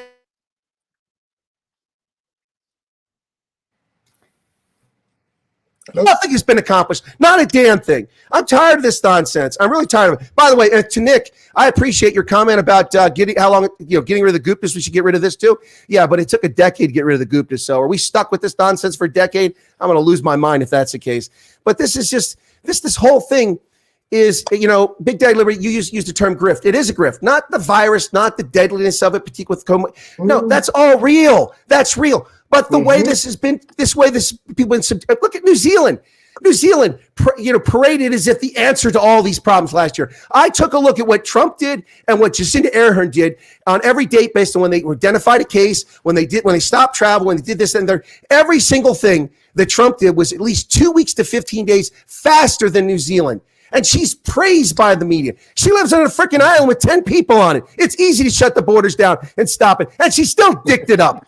Now they've canceled the rugby championship because these wussy, panty-weight All Blacks are afraid to play rugby. Get the hell with them. They don't know what they're doing. I'm sick of it. Anyway, I could go on for hours. I think that's enough. Chris White, man, oh man, you've lit up the stream. Gabriel, let me come to you. And guys, I must move on. I must move on. Gabriel, tie it together for me then, because I think it was your piece that really got me interested in discussing this. And I must quickly say this because I know the censor types are going to watch this. No one on here denies that COVID-19 is real. No one on here says vaccines don't work. No, bloody hell. What we're saying is there's certain things that people are afraid of insofar as the response to this virus, because it has changed the nature of the state, or rather, actually, no, correction. Let me walk a statement back. It's perhaps shown up the nature of the state and why people like us, those who are on the spectrum of classical liberal, libertarian, anarchist, and objectivists, have always said the state is a massive and rather dangerous tool. And actually, you don't even have to be on that spectrum to realize that that statement holds true. Gabriel? Yeah, so I think one element to just introduce may be ideology in this sort of crystallized sense. I think a lot of people in charge have made a bad decision just because of their way they look at the world. And the way they look at the world is that we are children and they are parents and they know what's best. And Kanthan was talking a little bit about family matters and sort of being a fascist within the family. I mean, my theory has always been that fascism is exactly what happens when you take a good way of living in a family and you apply it across the whole society. I believe in families that mom and dad should tell the kids what to do sometimes, and the kids should just shut up and do it because the parents do know better. I believe in that very strongly. And I was a naughty brat kid, and I'm very grateful that sometimes I was grounded against my will. And being grounded is just a lockdown. Grounded, that's right? so cute. You didn't get spanked. Yeah. Well, got a bit of that too. It's fine. But I think that, so I think some people, and I'll take it back to the election case. You know, former Deputy Chief Justice Dikgang Moseneke, he looked at this evidence and he made scientists told him October will probably be better than February. 100 countries have had elections. We can find you countries in Africa that have had elections, that have had so successfully. We can't find a single peer-reviewed case study that shows a spike in infections connected to elections. The closest thing they could find was a hit piece against Donald Trump that said 700 people died as a result of their rallies by an economist that couldn't get published. They tried publishing it in a medical journal, couldn't do it. So it ended up getting published on a website that publishes poetry and self-help advice to stop people from committing suicide. It wasn't very serious. And yet, for all that, Dikgang Moseneke made the decision that we should postpone the election. Why? Because someone said, it's always going to be better the more people you vaccinate. And even that person, I went back and watched the oral presentation before Dikgang. He said, but are you saying that overall or just in terms of vaccines? And they were like, no, not overall. I can't predict overall what's going to happen because a new variant can come into play. The vaccine might not be so effective. More people can get it. Patterns of behavior might change around Christmas. They were making a ceteris paribus claim, which means all else being equal. All else being equal, more vaccines, less cases. That's true. But that's not the same thing as a holistic prediction. Here's a ceteris paribus claim. If I'm driving on the street and I am in second gear and I put my foot on the gas, on the accelerator, I'm going to go faster. More acceleration, more faster. But if I tell you what's going to happen is we're going to put our foot on the gas and the other foot on the brakes and the other foot on the clutch, and we're going to drive into a tree, are we going to go more faster? No. Holistically, we're going to go in the opposite direction. Holistic prediction is very difficult, but that's the kind of prediction we needed to make. Dikgang moved away from that and went back to, in his advice, he said, you've got to wait. I'm sure that October will be unsafe, and I'm sure that February will be safe because there will be more vaccines, and every extra vaccine makes things better. I don't think he did that because he was getting paid. I don't think he did that because he's got an agenda. I think he did that because he thought, I am the father of the people in this situation. They are my hatchlings, and I must spread my wings around them and protect them from themselves because otherwise people are going to die and it's going to be my fault. And this ideology is connected to the left. The left's archetypal mistake. There are right-wing mistakes. The left-wing archetypal mistake is to take responsibility for that which you cannot control, and in so doing, make it worse. Big states want to take responsibility for everything, but they can't actually control it, and so they just make it worse. I think that mentality of maternalism, of like mama knows best, and then mama ends up crushing your soul because she doesn't let you do anything, even though now you're a 25-year-old grown man, she's still trying to ground you. That's kind of where we are. But it's not just the parents, the ruler's fault. It is also our fault. If you're a 25-year-old man and you live in your mother's house, dude, that's your bad, right? You need to get out of the house. You need to find your own independence. People, you can never be given independence. It's a strange quality of that thing. And we are not going to be given independence, not by a vaccine, not by a bolt from the blue. We're going to have to take it for ourselves. And for all of that, I was infected. I've just recovered from COVID-19. I'm thinking seriously about getting vaccinated because I found a study that said on basically a kind of gain of function bit of research, the scariest virus they could cook up in a jar couldn't be beaten by natural immunity. couldn't be beaten by any vaccine, but could be beaten by both. So maybe if I've got both, I'm in a better position. I don't know yet. I've got a month to figure it out for myself at least, because I can't get vaccinated now. So I'm going to think about it. I'm not against. I kind of want to encourage people to get vaccinated if they're over the age of 27. I do. I think it makes sense to me for everyone that's in a healthy position to do that. But that's my interpretation, and I want other people to make their interpretation on the basis of the evidence and on the basis of an adult way of thinking, where you take responsibility for yourself and you don't let the grown-ups try and run the room. You're a grown-up. Gabriel, I've got a whole fistful of articles for you. I think that's a mistake. 27-year-old recovered from. You don't need to get vaccinated. Please send them. I'm Sure. serious about wanting to learn. Okay. Does Gabriel live with his mom because she has the best pies? No, I don't.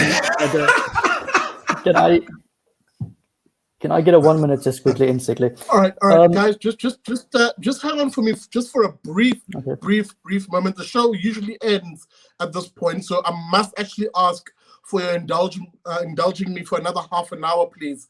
And let's end at 10. But I always have to ask, because I did say 90 minutes to everybody on here. So if I just get a thumbs up, show of vote by thumbs ups. Okay, thanks, guys.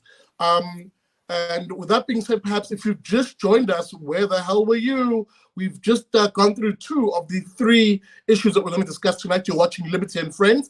The engagement, guys, is nowhere near where it should be. Hit that like button, guys. Hit that like button. It is the only price of admission here at the Big Daddy Liberty Show on Liberty and Friends. Smash that like button. I want to see them go all the way up. Otherwise, you're going to hear me annoy you with my voice and beg for these likes. I want to see at least 160. I want to see them trickle up. Guys, just pardon me. At times I must do this. Guys, get my likes up. Get my likes up, people. In fact, what I might start doing eventually is I'll find the most annoying song. If you remember that song from, I think it was like the mid-90s with memes. Da-da-dee-da-dee-da-dee-da. I might even just play that incessantly until the likes go up. So guys, get the likes up. I want to see my likes go right up, guys. You're watching Liberty and Friends. I'm in conversation with Hugo Kruger, writer and independent researcher. You'll find a lot of his work at the Rational Standard. Kanthan Pillay, a man of many hats, and a chap who, Kanthan, I think you write for, where do I see your work, Kanthan? Very quickly. I generally only end up writing for people when they end up paying me to write for them, because I'm not one of these people who believes that. Yeah. So, but generally all of my stuff gets archived at kanthanpillay.com, irrespective of where it happens to end up being published at any given stage. Lots of people actually terrified of carrying my stuff, by the way, because, I often say things that are kind of contrarian. So, and you're so bloody expensive. No, Gabriel, and Hugo, don't get me wrong. It's not expensive. My point, very simply, is that the amount can be negotiated, but the principle of payment cannot. Because if you think that my stuff is not worth paying for, then you should be carrying it, right? Shout out to you, Captain, making sure he gets his dollars, man. You know how it is. I'm also in conversation with Gabriel Crouse from the Institute of Race Relations. You'll find his work on The Daily Friend. The article I even mentioned on this current topic is on The Daily Friend, www.dailyfriend.co.za. Nick Hudson from the PANDA Group, some of South Africa's sharpest minds in that part of the world. Shout out to you, Nick. And of course, the Colonel himself, Chris White from the Chris White Africa podcast. I see my likes are trickling up. Thank you for that, good people. We're nowhere near where we should be, but I must continue the conversation. Hugo, I'm going to come to you in a second. Please bear with me. I will come to you. I just want to come to Nick first, because you two will cap off the conversation for us, because we must move on. Nick, you've heard the conversation here. And of course, I must reiterate this, because unfortunately, I don't have a platform that is immune to being, shadow banned, and blah, blah, blah.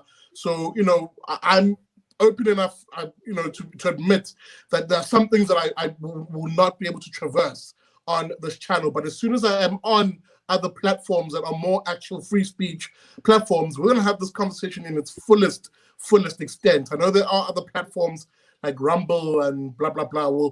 I'll have my fans just point me in the right direction in that particular regard. But there is a conversation that I want us to get into here, because there's two central themes that have cropped up here.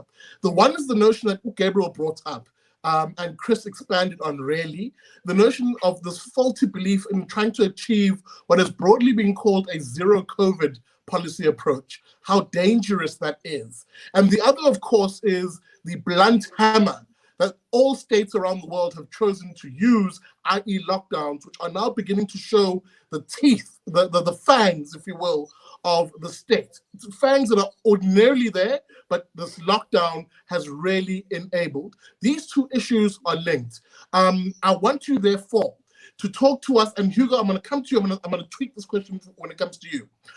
I want you to talk to me, therefore, on what actually should have been the appropriate measure to take in fighting a virus which we all agree is incredibly problematic, does target the more vulnerable amongst us, and is a killer. But what should have been the appropriate measure to take? So the important first step in all of that is to understand that we would have been much better off from a coronavirus mortality position if we had done absolutely nothing. The measures that have been taken have been pro-contagion and pro-death, and predictably so. They were ruled out by all prior pandemic respiratory virus guidelines for a reason, and it wasn't simply that they involved massive collateral damage. All that locking down does is shift the disease burden onto the vulnerable and increase your aggregate mortality. The fear that's been driven, the indirect health consequences of lockdown have also worsened coronavirus mortality. We have turned basic medicine on its head, and we are paying the price. What we should have done was read the existing guidelines and implement them. And that would have included carrying out basic infection control practices at our nosocomial settings, which is to say hospitals and nursing homes. Instead of sending old people into nursing homes when they were when they were ill with COVID, you take them out. We made the suggestion, I think it was in May last year, that when you find old people who are sick with COVID, you should farm them out to young households who are not at substantial risk to COVID. And if they get infected, with a very high probability, the sole effect will be that they end up being immune to the disease, which helps you reach this mythical herd immunity status. So depopulating nursing homes of sick people would have been a huge move in the right direction. And then if everybody had taken the simple step and instead of running down this ridiculous lark of droplet and fomite transmission that drove the cloth face masks and that drove the 6-foot distancing rules and the sterilizing and the temperature ones and all of this nonsense, if we just made the simple assumption that this virus would be like other ones, aerosol transmitted, then we would have seen how important it was to concentrate on something that hospitals have on and off focused on for 100 years, which is improving the quality of ventilation so that you get rid of the aerosolized virus from the immediate vicinity of patients and healthcare professionals, making the environment a lot less dangerous. These two simple steps would have cost a tiny fraction of all the other malarkey, and they would have been more effective than all of it. I mean, the rest of it, as I say, was probably worsening the situation. And the fact that we know now, even the World Health Organization and the CDC admit to these things, yet we carry on with the same steps as if this thing was a droplet and fomite transmitted virus for the first time ever in the history of respiratory viruses. And we carry on, as, just like a bunch of absolute clowns. So simple steps could have been taken. We did not need to be taking children out of school and doing these draconian things. It was absurdity from the start, and all the evidence that has emerged since the beginning of this episode has corroborated the fact that it was absurdity. We are in clown world. That's as simple as it is.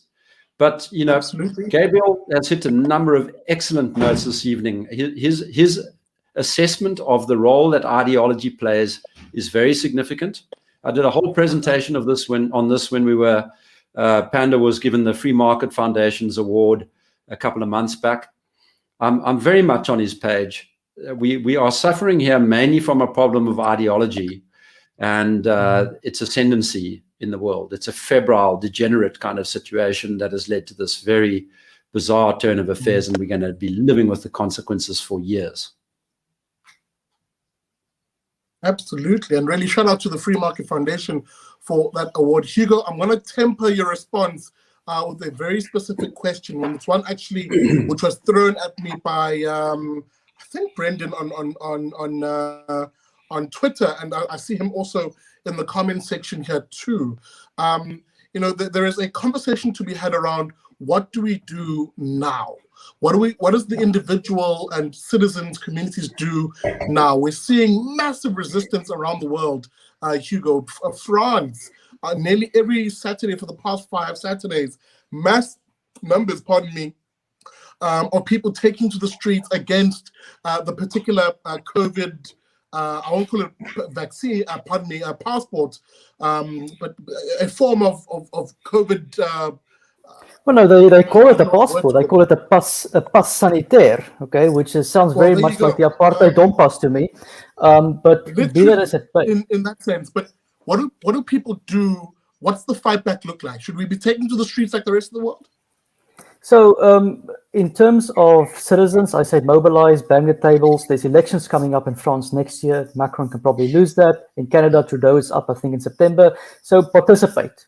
Make your voice heard, spread the information. That's on a citizen level. On a policy level, very simple. Go to the UK Column website. There was an interview done by with Dr. Christian Perron, who was the advisor to the French Minister of Health until recently.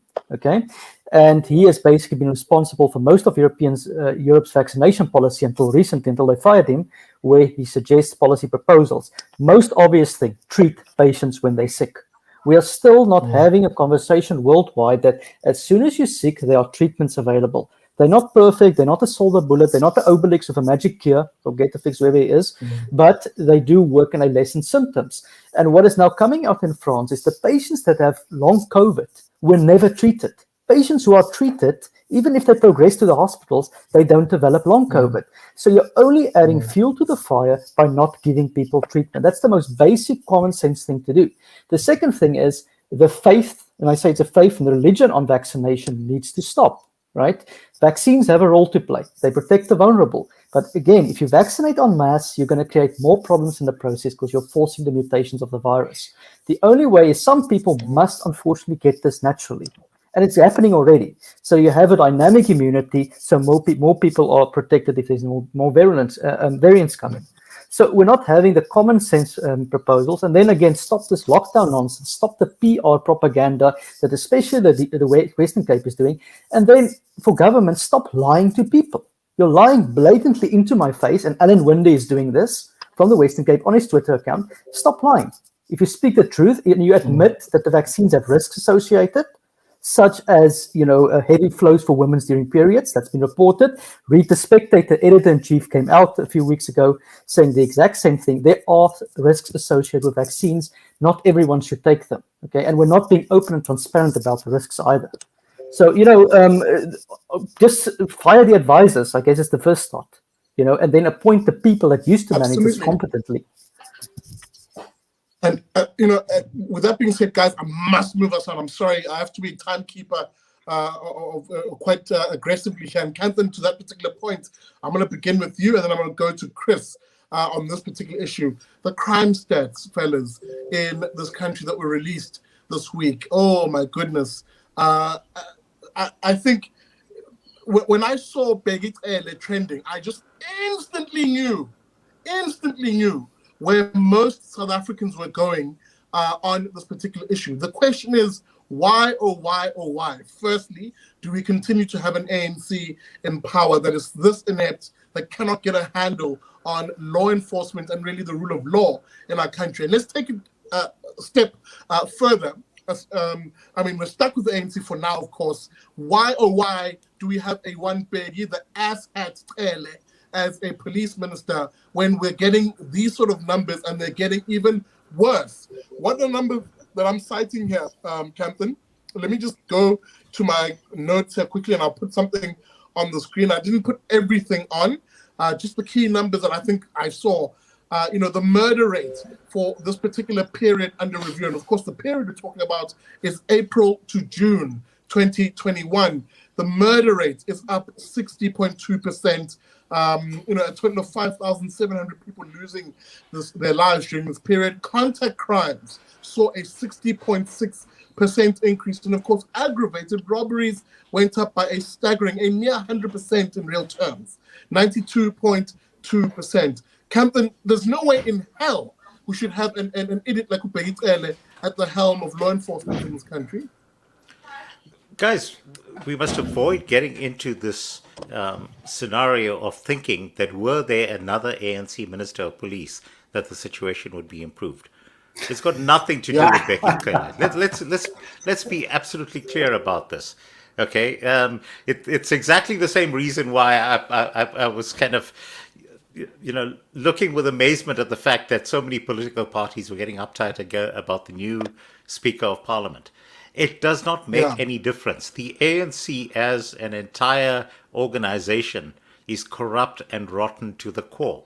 There is nothing in it that can actually be redeemed. In terms of why the crime rate is the way it is, we know exactly the reason why the crime rate is the way it is. Firstly, we don't have rule of law in the country. And when you don't have rule of law in the country, it means that everyone actually will take it as an opportunity to do whatever they can and grab whatever they can. The police that are actually in place are either incompetent or they are disempowered.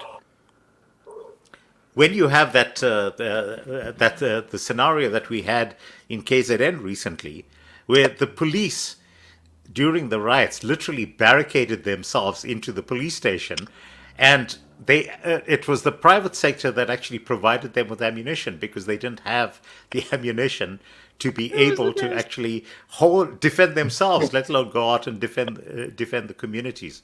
So what we have out here right now is a scenario where, let's be very clear about this. As individual South Africans, we need to be taking responsibility for our own security. It means investing in those community watch groups, which actually came to the defense of the entire country when we had these riots over the past period. If not for the fact that you had private citizens who are legal firearm owners who were actually able to defend entire communities, this would have been an absolute bloodbath. And the beauty of actually what went down over the past month is that people realized for the first time that, yes, actually, we can take responsibility for ourselves. We should take responsibility for ourselves. And guess what? We can do a significantly better job than government actually can.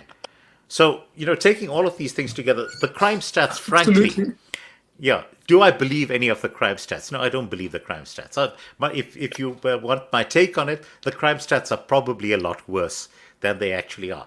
But the stats actually don't make any difference. Okay, whether it goes up by 50%, if tomorrow those stats declined by 50%, it would still put us among the worst in the world in terms of our crime stats. So actually, let's focus on the problem.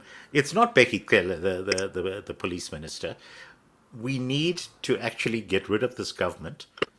And once we vote this government out, we then need to have police who are actually put into power on the basis of actually being able to read, write, and count. But Kanthan, we can't vote because there's COVID. We're not allowed to vote because it's very scary. Yeah, but guys, Gabriel, let's take this view, all right? In terms of the municipal elections, okay, policing is a national competence.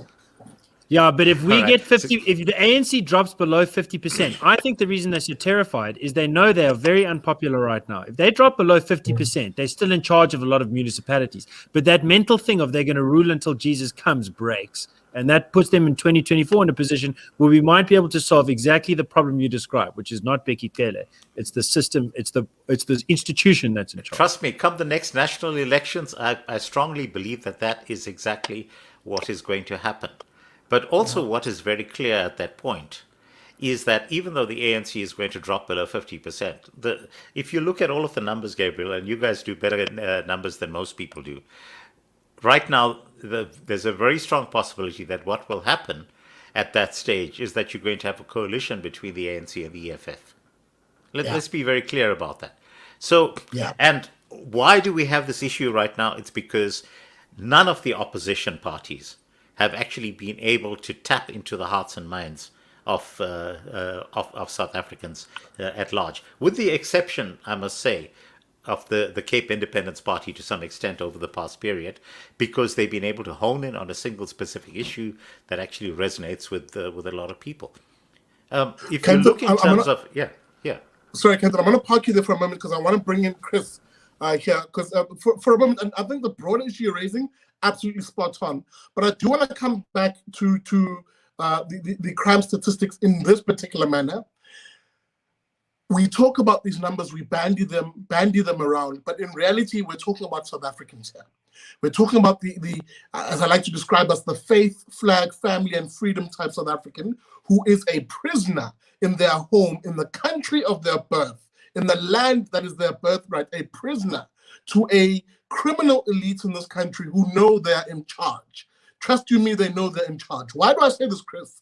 I'm busy doing the research, the backroom research for a 3 or maybe 5-part miniseries that I'll begin shooting at the end of the year that looks at the criminal underworld in this country under various titles from drugs, sex work, the illegal illicit sex trade, violent crimes, including the cash and transit guys. And I've been meeting these particular individuals.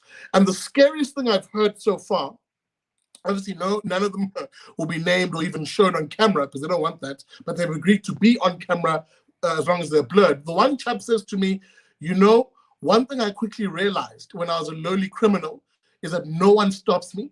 And even those who are, we have this conversation in Zulu, even those who are tasked by Abomthetho or by the law to stop me, I just pay a little bit something, I'm back on the streets. So woe be you, he points to me, woe be you, Mr. Do-Gooder, because I'm in charge here.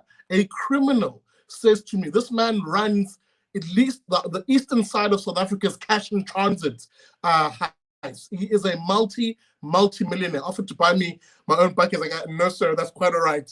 Thank you very much. But Chris, the point I'm making here is these criminals know they're in charge. And I'm sorry, I will bring up a character like Begitele. I will bring up, as Kanthan says, the ANC in its broad sense, because they look at those people, the criminals that is, and they go, these guys, they won't stop us. Chris? Absolutely. First off, a couple little housekeeping things before we go on. This is for Kanthan. Spot on there. So a little ring the bell. I really enjoyed that. Second, my sincere apologies, but I suspect some of the hate wankers from my channel have come over because I see you've got 4 dislikes, despite the fact you got over 400 likes. So my apologies. That's for fine. It's all part of engagement. Get my likes up. Get my likes up. No, but we just always. We have to draw attention to the hate wankers. They sit in the closet. You know how it is. Anyway, so just to express their views. Anyway, so seriously. Well, here's the bottom line. And it comes down to one phrase. This is what's been going on in South Africa for decades, and certainly for the last 27 years, and without any question. Listen, Johnny Steinberg has been reporting on crime for a long time. I've been doing it probably as long, but, in the intelligence community, which people couldn't know about. But on the outside here, here's the phrase, culture of impunity. And you all just touched on this. It's a culture of impunity. They know that the Department of Injustice, Injustice, I get confused. The Department of Injustice, Ronnie Lamola's place there, that organization will get very few cases to prosecute. Of the cases they do get to prosecute. They will prosecute very few of those. Those they prosecute, very few people be convicted, and even those convicted weren't served. We just saw the former leader of the Pan-African Congress, who was sentenced to 8 years in jail in 2016. What the hell is he doing out defrauding the Mpumalanga Education Department with double slips, claiming money, defrauding 3 million rand? Why isn't he in jail? He had 8-year sentence. And now he just got a 10-year sentence suspended to 5 years. Will this jackass spend 5 minutes behind jail? No, I doubt it. Behind bars. This culture of impunity, if the statistics don't matter, it's heart-rending. But here's the bottom line. See, like you hit it right on the head. This is what disturbs me. And the callous disregard for the sanctity, the value of life in South Africa. This is the most heartbreaking part of it. People just look the other way. So let me just run through a couple that people ought to remember. And I'm going to butcher one of these names because it's hard for me to pronounce. But the UCT student, which was Irene Matoyanya, the girl who went to pick up a package, and the scumbag said, come back at the end of the day. And then he raped her and bludgeoned her to death. Beautiful young lady, 19 years of age, UCT student. What about the horrific? Yeah, thank you. What about the horrific murder of Hannah Cornelius, who didn't want her friend who was colored to go home? It was unsafe riding on his skateboard, so she gave him a ride home, only to be gang raped for hours on end, then bludgeoned to death. And her friend was bludgeoned and left for dead, and he's scarred for life now. Or what about the 9-month pregnant Sefatso Pillay, who was murdered outside Pretoria last year by her boyfriend who was married? Yeah, this culture of impunity, this complete, total lack of regard for humanity and the sanctity of life is just, it's appalling. And here's the thing. Do you know who's responsible for this? You can't blame apartheid. You can say that's got something to do with it, but this is the ANC. These are the people that necklace suspected collaborators in KZN. These are the people that made it for South Africans not to aspire to become doctors, lawyers, dentists, soldiers, writers. You aspire to become a ward counselor for the ANC by assassinating the current ward counselor in KZN. That's how you rise up and become somebody of powerful influence in government, not by succeeding in private life. This is really heart-wrenching, this whole thing, and I could go on for hours about this, but the bottom line is that I think Kanthan said it a little bit ago. The bottom line is that this doesn't matter if it's Bekachile, the gangster in chief, or it's Jackie Salibe, the scumbag that he was. It doesn't matter. These are political toadies. You need a SAPS that I said in 1994, you need to take the South African Police Service and turn it from a force that was very effective at protecting the minority and keeping white South Africans by and large isolated. A lot of them are not even knowing what's going on around them, protecting them by oppressing the majority and using that force against it. Turn it into a community policing in which people know they're cops. They walk a beat. You see them. You trust them. You can count on them. And you also need to equip them and train them properly. That has never been done. Never been done. So this is all part of the problem. And that's before you begin to address the issue of corruption and all the other shortcomings with the police. The lack of forensics, no ability to test DNA. The list goes on and on and on. There is no criminal justice system in South Africa. There's a system set up to allow criminals to profit. And the ANC loves it. And that's the bottom line. And I think I'm short on time, so I'll stop there. Absolutely. And we really are short of time, guys. So I'm going to do Chris, I'm going to do Hugo, Nick, and then Gabriel. I want to rope in perhaps what was going to be the last topic because they're linked. In this country where I described the faith, flag, family, and freedom type South African, the individual families, really. I talk a lot about individuals, but really we're a family society.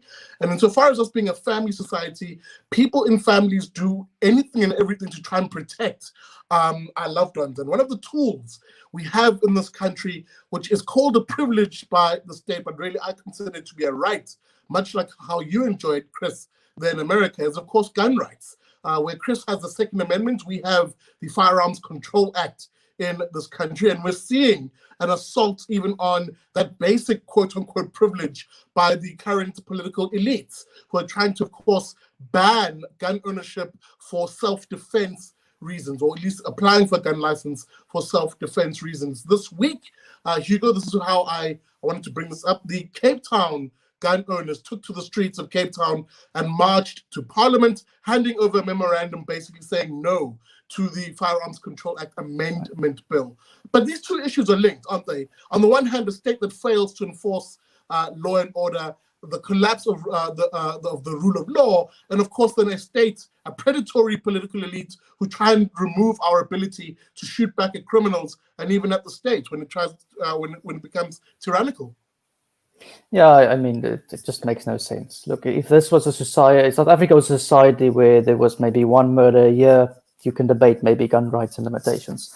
Given the murder rate given the amount of robberies and stuff. It's just blatantly absurd that people should not be allowed to own a gun to defend themselves. It just doesn't. It's one of those laws again. It doesn't make sense. And then again, I ask myself, with all these things, including lockdown, whatever, how are you going to enforce it? Do you think people are just going to give up their guns and say, geez, boss, take it from me, and now I'm defenseless? No, you're basically going to create armed citizenry that's illegal. And here's the other thing. I don't think South Africa has even got a proper register of who's got a gun and who doesn't have, even if it's legal. I don't think they've got it. And this was one of the debates that came out the last time they tried to do it a few years ago, is that the government didn't know who has a gun and who didn't have it. So, how enforceable is this law? Probably not, like many things the ANC does. Yeah. Absolutely. Sorry, I was just reading that comment earlier on. Christine, I'll try and reach out to whoever Mikala Peterson is. And yeah, Jordan Peterson's daughter. All right, I'll try and reach out to her. But I mean, Hugo, the points you make are absolutely spot on. The whole thing just rings as being illogical. Why do this now? Gabriel, I think you began linking these two issues, or three issues, pardon me. The breakdown of the rule of law in this country, the inability to enforce law and order, and number three, attempting at least to eliminate the ability to own a firearm for our own self-defense. I then look at these three things, and then I add a fourth, which makes it even more nefarious, trying to set the precedent that elections can be delayed at a whim in this country. Am I being the conspiracy theorist here? No, I think you're following evidence and trying to find an explanation that fits the pattern. I mean, there's dots. Is there a line that connects these dots? Are there incentives? Cui bono? Who benefits? Who benefits in a country where 500,000 people have been murdered in the last 25 years? True. In a country where murder rates have been climbing consistently since 2011, even while gun possession rates have been dropping. Who benefits in that country where law and order has descended to the point where in the middle of July we had riots around the country that, as Kanthan said, had to be controlled by private citizens because the army didn't know what was happening. The police couldn't find themselves. They had to call people to help them. Who in that country benefits out of trying to ban all firearms? It's so mad, it's hard to tell, but I think that it does connect to these other mad moves by the ANC, the move to prescribed assets, the move to nationalize healthcare in a country where the part of the healthcare system that works is private and the part of the healthcare system that really is not working very well is the public part. Why would you go for expropriation without compensation? Why would you go for postponing elections indefinitely or until we reach community immunity, which is the same thing? I don't know, but I think that it does make sense if all you care about is holding on to power and you're in power. It does make sense if you think that people improving their own livelihoods has gotten to the point where the more people do that, the less chance you have of staying in power. But the more you can make people desperate and dependent, the better chance you have of holding onto the reins. Not just on the basis of the movements we're seeing inside ANC's polling, in our own polling, in terms of those who support them. We're seeing a zonification of South Africa, where the ANC used to have elite support, educated support. That's going away. People who've lost their aspirations will become the ANC's last stronghold as a base. So they actually are incentivized at this stage, like so many liberation movements, unfortunately, that went down. They're incentivized to impoverish the country and make people desperate and dependent, fearful and resentful of the law. In such a situation, you get a Tsar effect where you vote for some charismatic Tsarist leader who will protect you from the government. The ANC needs to be the official opposition to itself, so that someone finds one messianic figure inside the ANC to pin all their hopes on. And there are lots of other countries where this has worked out. In that regard, you think to yourself, how do I make myself powerful in that regard? I do it by passing the most insane policies I can think of. And in this sense, we must give the ANC credit. They have outdone my worst expectations. This time last year, or in January last year, I could not imagine that the ANC would lock us down for a year and a half, abrogate parliament, try and extend elections indefinitely, try and take away everyone's guns. I'm not a gun lover. I actually don't like guns I don't want to be around a gun myself. It makes me nervous. But I flippin' resent this attempt at a law because it's completely crazy. It's crazier than I thought the ANC could be, and it only makes sense to me if the guys in charge of policy have decided, actually at this stage decided, that their best chance is to screw things up more so that they can arrogate more power into their own hands on the back of desperate, impoverished, increasingly uneducated South Africans. I've got to add my voice to what Gabriel says as well, because I don't have a gun either, but I'm firmly pro-gun rights. Absolutely. And I'm sorry, guys. We have absolutely run out of time, and Chris must get to his own broadcast in the moment. In fact, to that particular note, as I give everybody final word, including how to reach you, Chris, let me begin with you so you can hop off when you need to. Chris, what are you going to be looking at this week? How do we reach you? Well, actually, I'm going to have this week. Muted, Chris? No, I'm on. Oh, sorry, there's a delay. Carry on. Yes, delay. Yeah, no. So I'm going to have this week Brigadier General Don Bolduc, a 10-tour Afghanistan veteran, Special Forces operator, who was with the Northern Alliance with the shaggy beard and the horseback riding across in 2001. If anybody knows Afghanistan, he's the guy. Yeah, so I've had him on my radio program a couple of times. He's going to come on Chris White Africa. Also, I'll have on a couple other folks this week. Should be interesting, but yeah, so folks can find me all over the place on LinkedIn, Twitter, all those other places. But most of what I'm doing these days is focused on the PooTube. So look up Chris Wyatt Africa, not white like in the color white, but Wyatt like as in Wyatt Earp, the cowboy, WYATT. That's where you find me at. And you'll find, for the most part, open discourse and discussion about all the nonsense going on around the world, except like today when I started mentioning Biden, suddenly my stream got hung up. And the whole time I was talking about Biden and his failed policy in Afghanistan, my stream was screwed up. When I stopped, it magically started working fine. By the way, I did an internet test. I was getting 714 megabytes per second download, 14 megabytes upload. Wasn't my connection. It was the PooTube. Anyway, but find me at Chris White Africa. And General Bolduc this week should be very fascinating, as Kometso also will also be on my channel. And there's a few other folks I'd like to reach out to here that come on your program. I'd like to get them on my channel. I haven't had them on. Also, still waiting to get back with Gareth Cliff, who promised to come on my program after my appearance on his. So hopefully that'll happen the next week or so as well. Yep. Well, there you go, Gareth. If you are watching, make sure you hit Chris out in America. Chris, thank you very much. Hugo, homie, how do the folks find you? What are the platforms you write on, and what will you be looking at in the week ahead? Platforms I write from on varies. I recently wrote an article to clear energy, on energy policy on the third world and how the green people are out of touch with reality. So yeah, I'm vehemently opposed to this climate cult that we've got. I think that's something we need to think of a little bit more, especially how it pertains to us. Other than that, I've got a YouTube channel and I've got an Odyssey channel. Yeah, but it varies. And when I get guests and stuff, I had one on last week to talk about gain of function research and how Five-Finger Fauci was responsible for what is happening right now. And I think he should be tried for crimes against humanity, but that's another conversation. And yeah, other than that, I'm back at work in Paris in the apartheid system, where I now have to show my vaccine passport to eat at the restaurant, although I haven't done it because thankfully the French are not being compliant. They're saying, go screw you, Macron, he's going to lose the next election. Thank you, that's right. Hugo, you got to be careful there. Those anti-mitigation laws. You're quick with these memes. Nick, homie, as you're taking a lovely drag there, I see you. Gotcha. How do the folks find you on your social media? How do folks get in touch with Panda? And what will you guys be looking at? So Panda's website, which has had, I think, 6 articles uploaded this week, is www.pandata.org. And our Facebook and Twitter accounts are Pandata19 at Pandata19. My personal Twitter account is Nick Hudson CT for Cape Town.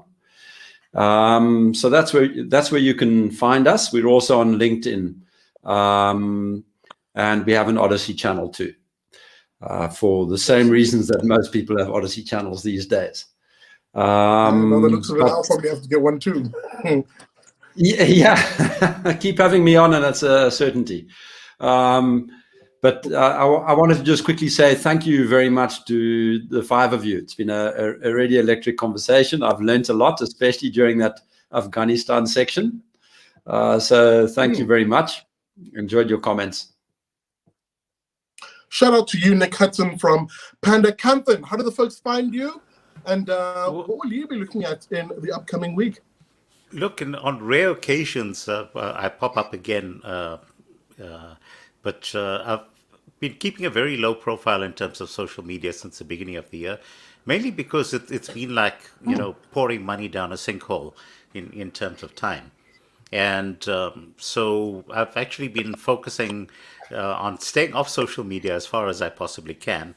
Been doing a lot of writing on the side, and that'll manifest itself at some point, hopefully in time for Christmas. Let's see how that goes. But I'm at Kanthan Pillay on most platforms, on Twitter, I'm on Facebook, but I've been spending at least a half hour per day over the past week on Getter, which is a new platform that has been launched by Jason Miller, which is where most of the Americans who have been deplatformed by Twitter have been gravitating towards. So it's become very useful as an alternative source of information for me.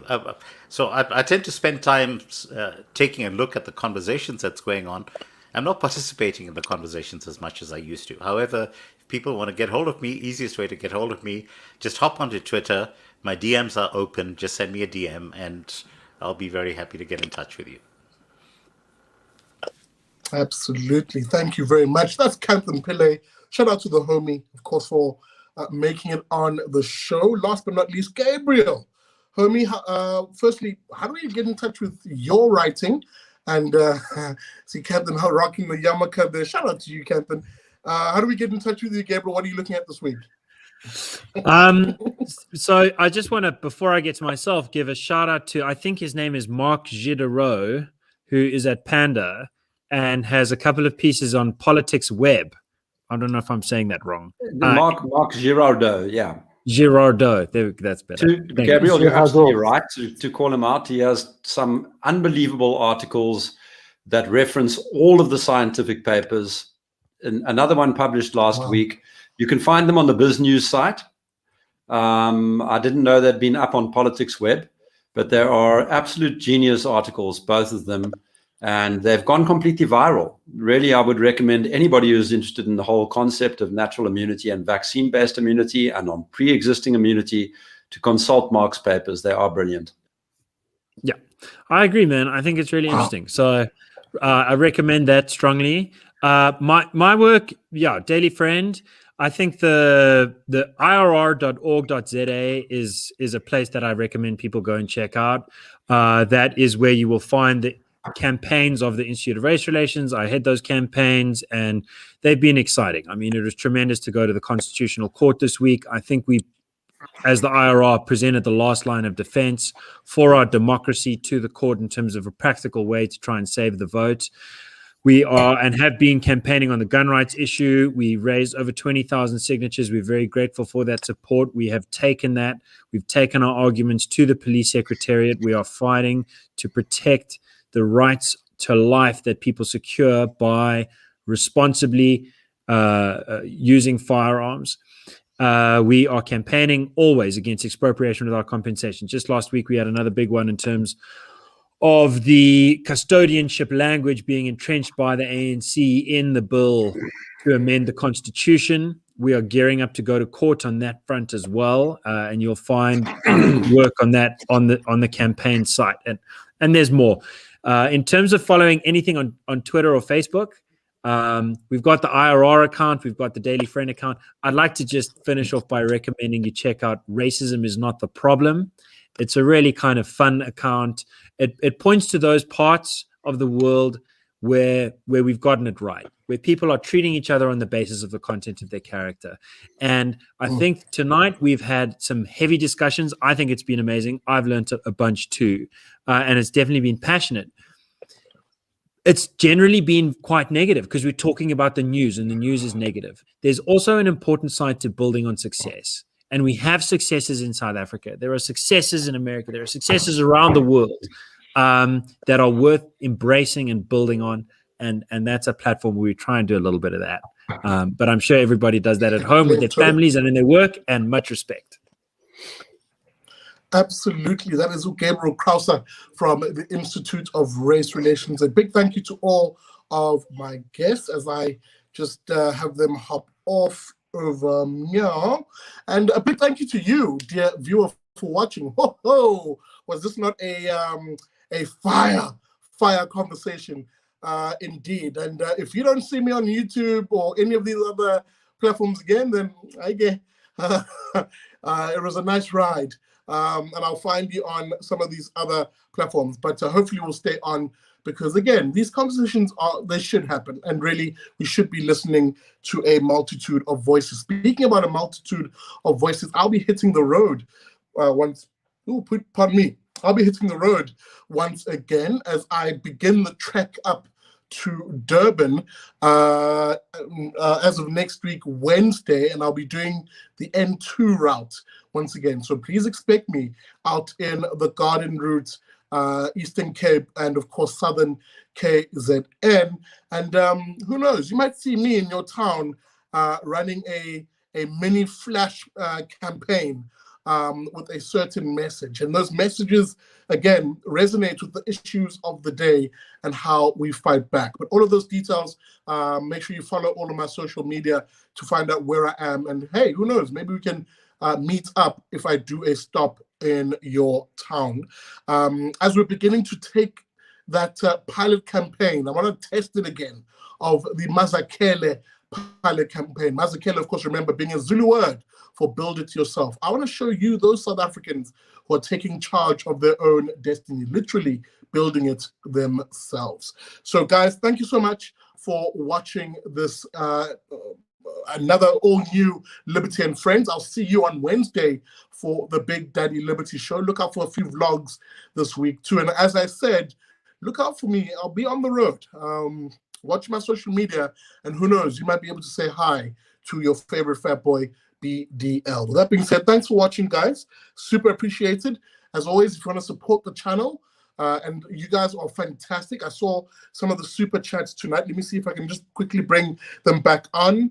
Bear with me, guys. And maybe as you do this, as you hop off, hit the like button, please, guys. It really does help. All right, they're too far back. But I saw you, Yanman 1987, with the 350 Rand. Wonderful panel and conversation. Thank you, brother. All the other ones, I did put them up on the screen. I appreciate your support indeed. Guys, with that being said, thank you for watching. I will see you next Wednesday for the Big Daddy Liberty Show. A reminder, I'm still on my weight loss journey. I have not given up quite yet. We're doing intermittent fasting and keto meals as we drop the weight. I'll do an update soon enough on that particular regard. With that being said, thanks for watching. Be ever wonderful. And remember, never trust a commie.